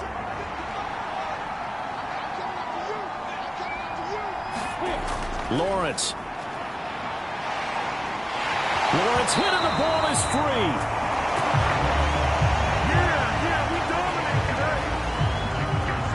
Second time in this game, Charles, the ball is squirted out from his hands. Luckily, his teammate was there to pounce on it. You're right. Got the lucky bounce, able to retain possession. You know, we often talk about the combine and why do we measure quarterbacks' hands. Is that really a big deal? It's for situations like this. Do you have the hands big enough and strong enough to hold on to the football while being jostled? Throwing on 2nd and long. Lawrence. And he's got his favorite target yet again. It's complete. And now a stoppage, and looks like we have a Colt who was shaken up on that last play. The medical staff will attend to him, and we will step aside.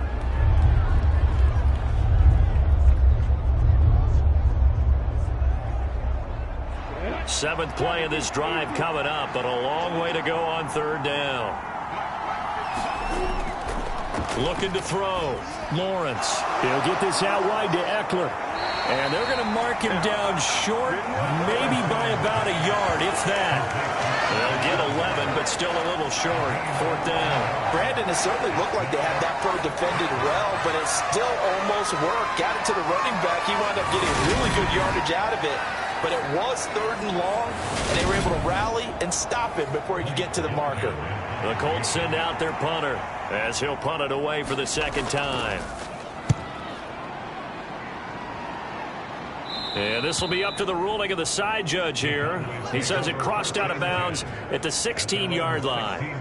The offense for the Cowboys now working their way back onto the field.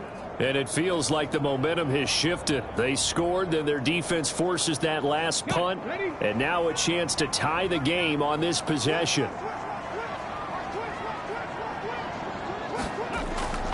They'll start on the ground here on 1st down. And he's going to take this ahead for right around 3 yards, but no more than that. 2nd down. They're going to look to throw. And that one off the mark behind him. Incomplete. The coverage was good, but I just wondered if they absolutely fooled the quarterback on that play. I think he was expecting something else. Ended up with nowhere to throw the football successfully. On 3rd down, he'll drop to throw.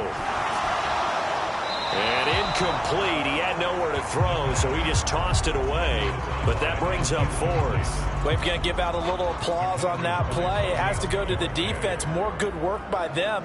They've taken away the passing lanes all game long, and you can see the frustration that it's causing because he just about threw that one into the first row. 51 yards on the punt there. And the Colts will go on offense here, 1st and 10. Here comes the Indianapolis offense now as they get set to take over. Their defense got the stop, forced the punt, and now you really start to monitor the clock as they nurse this slim lead. Here's Eckler to begin the drive. Trying to find a lane, but instead he'll get back to the line of scrimmage and no more. So after the run for no gain, here's 2nd and 10. It's Eckler again. 5 yards. Now it's 3rd and 5. That's it. That's what you want. Straight ahead positive gain. Just keep that clock ticking.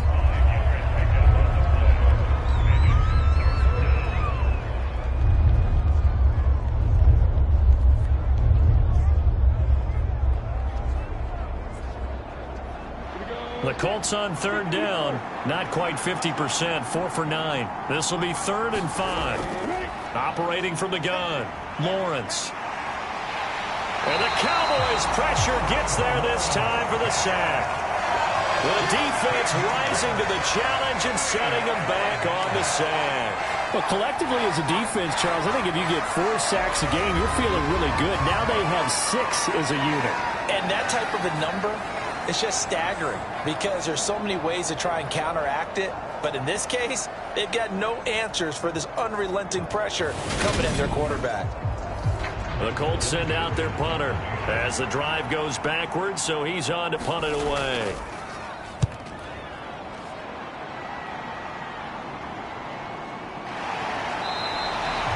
It'll be a net of 39, 41-yard punt, 2 on the return. And the Cowboys will take over the football with a 1st and 10. Here's the Dallas offense now heading back out onto the field. See if they can put this drive in the end zone, Charles, because it's been a little bit of a rough go at times. They've had to punt the football a ton in this ball game because of stalled-out drives. So are you saying that you're kind of tired of seeing the punter run out there and do his thing during this game? Is that what you're trying to say? Well, I mean, I'm okay with it. I have a feeling that this offense, they don't want to see the punter again. And frankly, the punter doesn't want to run out there anymore himself. He'd love to see his offense put together a drive and give his leg a rest. Now this one complete downfield on the left side. 5th catch of the afternoon, and that gives him a 1st down.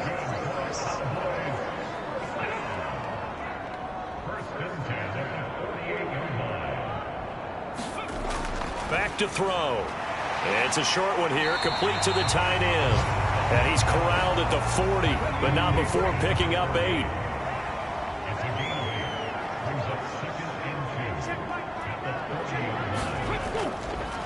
Here's a handoff out of the gun. And he's going to get it down to the 33-yard line here. The drive continues as they search for a tying touchdown. Here's 1st and 10. Now a shotgun snap as they'll look to throw. Hit from behind, and he's going to be driven down. Yetur Gross-Matos able to get in there for his 2nd sack of the afternoon.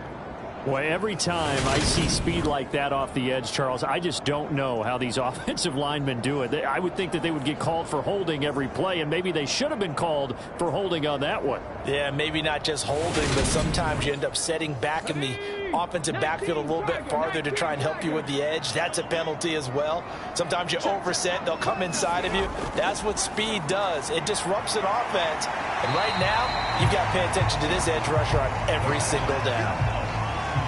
Possibly a turning point. Big play coming. This is 3rd and long. They'll set up a throw. Flush to his right. And they'll have it in the red zone before he crosses over out of bounds. Nowhere to go downfield, but he's able to get out of bounds and stop the clock here with a 1st down. That one checks all the boxes, doesn't it? You get the 1st down, check. Get out of bounds, stop the clock, check. Well, how about one last check? Keep your quarterback from getting hit. That's a big check. Yeah, check there as well. Good call. So the ball down to the 16 here for 1st and 10.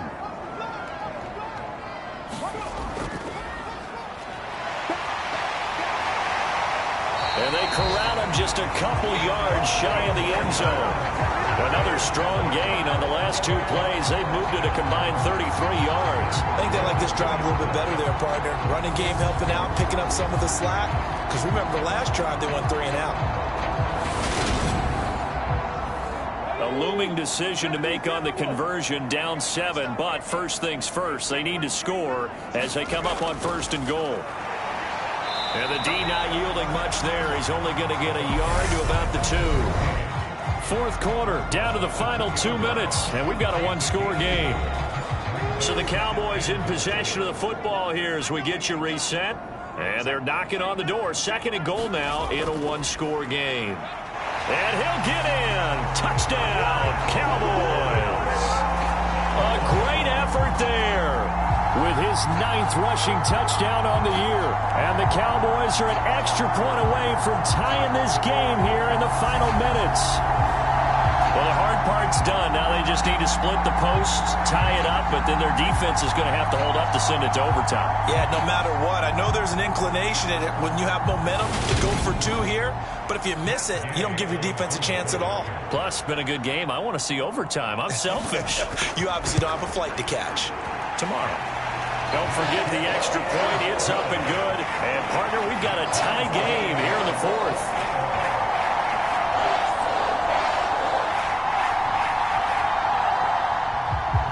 Fitting for what's been a tight ball game. We're all even at 20 now as the kick's away. And the drive will begin at the 25 as Scott is going to stay in the end zone. And now Indianapolis set to take the field.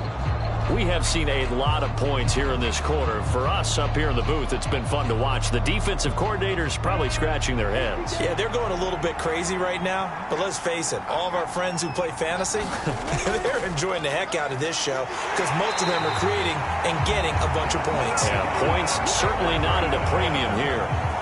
Micah Parsons able to disrupt yet another pass play. That is his 3rd sack of the afternoon. This offensive line flat out cannot handle this pass rush. We've seen it demonstrated time and time again to the tune of 7 sacks in this game thus far. Don't need it all back at once, but you figure they're going to need something here. 17 yards to go on 2nd down. Here's Lawrence. Being chased, and he can't get a throw off. He's taken down. What a huge play at this point in the game.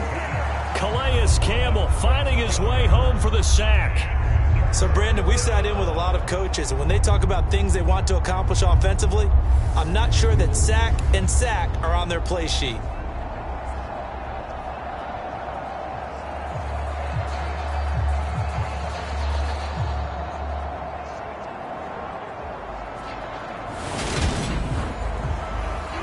Back-to-back sacks have this place in a frenzy as they line up again 3rd and long now. A handoff, it's Eckler. But only able to muster a gain up to the 8-yard line. Now the Cowboys going to burn the first of their timeouts as they stop it here with 1:07 remaining. The Colts send out their punter as he'll punt it away for the 4th time today. And now a fair catch called for and taken just outside the 40-yard line. So possession goes over here on the punt. This Cowboys offense, they need to get this around the 40 to have a chance to win it in regulation. From the 40, it's a 57-yard field goal, so that gives you a gauge. And all they're trying to do now is pick up yardage in good chunks and get out of bounds to stop the clock. If they end up running a play and get tackled in bounds, they're worried the clock may run out on them and finish the game. And they'll have to be careful how they handle this.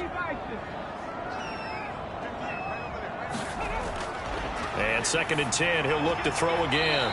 Finding his safety valve here. That's complete. 3rd down, the Colts beefing up the secondary. 6 defensive backs in the game. He'll look to throw. Flushed out right. And he'll just toss it away. So he throws it away, and that brings up 4th down. Well, the defense certainly did its job. They held up in that situation, and now 4th down, You've got to punt this and try to get to overtime. There's no decision to be made in my estimation. Here's A.J. Cole now as he's on for the 5th time here today. He gets this away. It's a good one, drawing toward the sidelines. And this one goes angling out of bounds, and it will be spotted inside the 30-yard line. The Colts set to take over here offensively. They need to get this around the 40 on the other side to get into field goal range. Look at the clock, a decent amount of time here in a tie game. What do? No panic situation at all. They've got to get a couple of chunk plays, pick up nice bits of yardage. Target the sidelines? Target the sidelines because you want to get out of bounds and make sure that clock stops. Because if the clock stays running, that makes things that much tougher for you. It can always bleed out on you. The Colts going to use the first of their timeouts, as the clock will stop with just under 30 seconds left to go. Back to throw, Lawrence. He's got Eckler, and he's going to pick up a first down here as that clock continues to run. Now another timeout called for by the offense. That'll leave them with just one remaining in this 4th quarter of play.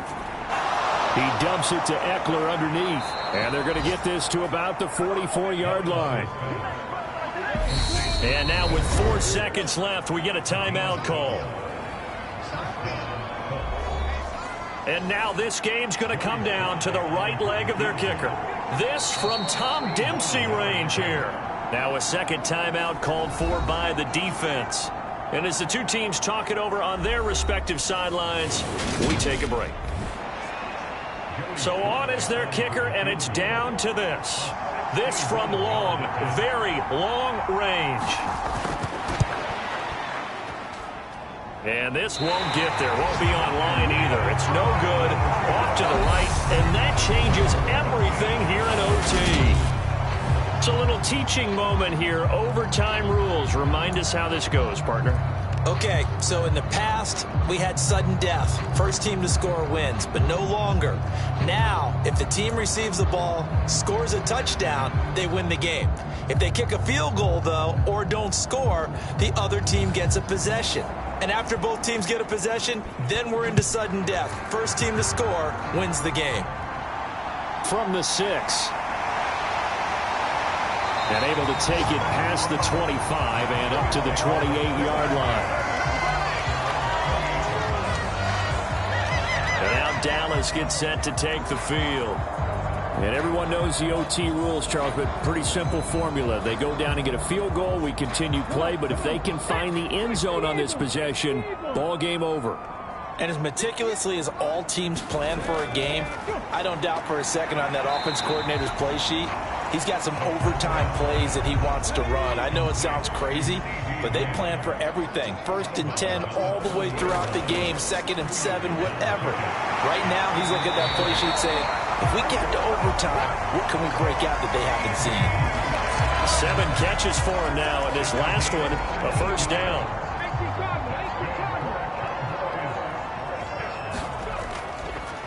And they'll run on the inside handoff. And not able to break away this time as they're going to stop it right around the line of scrimmage. Officially nothing on that last run. They'll try again 2nd and 10. And they'll give them another shot here on the ground. And here's another tackle made at the line. So they're converging well on the football now. In need of a 3rd and 10 conversion to keep this opening drive of OT alive.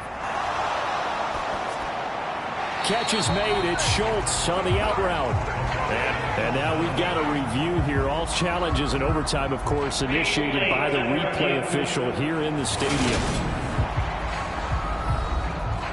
Did he keep those feet in bounds? That's the question they've got to decide. And I got to say, watching it in real time, it was awfully close. Yeah, it certainly looked like a heck of a catch because he didn't appear to bobble it, which could complicate things.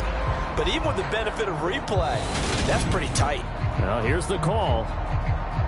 So the officials and the folks in New York got a second look at this one, and the call is going to be overturned. On 4th down, the punt team is on as this is sent away. And that'll hit in the end zone. Much too much leg there. That'll be a touchback. Here comes the Indianapolis offense now as they get set to take over. Well, their defense did the job, got off the field without giving up any points, and now, Charles, all they need here is a field goal, and they get the victory. Yeah, and this is the way I love overtime. I'm one of those really, really old school guys that like sudden death right from the beginning. Well, we've got it now because any points wins the game. On defense, get a safety, a pick six, fumble return, you can win it as well. So I'm really looking forward to this series and see how both sides play it.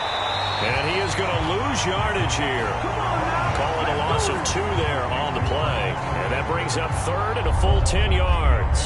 Now, that screen there on second down certainly didn't develop how they had hoped. Is that one they should have even tried, or is that one the quarterback sticks in his pocket? I think the latter. I like what you said there, because trying is one thing. We can second-guess just about. Oh, and it's intercepted. Picked off Byron Jones. And the Cowboys are going to take possession of the football. Both offenses sputtering a little bit here in overtime, Charles, but give credit to the defenses and certainly credit to them on that last play. That is a huge interception. I will absolutely do that. They deserve the credit because they forced a punt on the opening drive of overtime. You know no one wants to give up the ball in OT, and now you have them back out there knowing that it only takes a field goal to win this game. Big-time defensive plays being made. Following the pickup of 4, here's 2nd and 6. Yeah, they'll keep leaning on the running game. Back to the ground. And just good downhill running there as he'll take this to the 15-yard line. The 71 yards rushing for him now as he was just trying to will his guys to an overtime victory. And another timeout taken by the Colts. They'll be down to just 1 remaining as we step aside here in overtime. So it all rests now on the right foot of the kicker, Matt Gay. This to win it in overtime. And he got it. The kick is good in overtime. He's able to split the uprights. And it'll be a good time in Big D tonight. The Cowboys have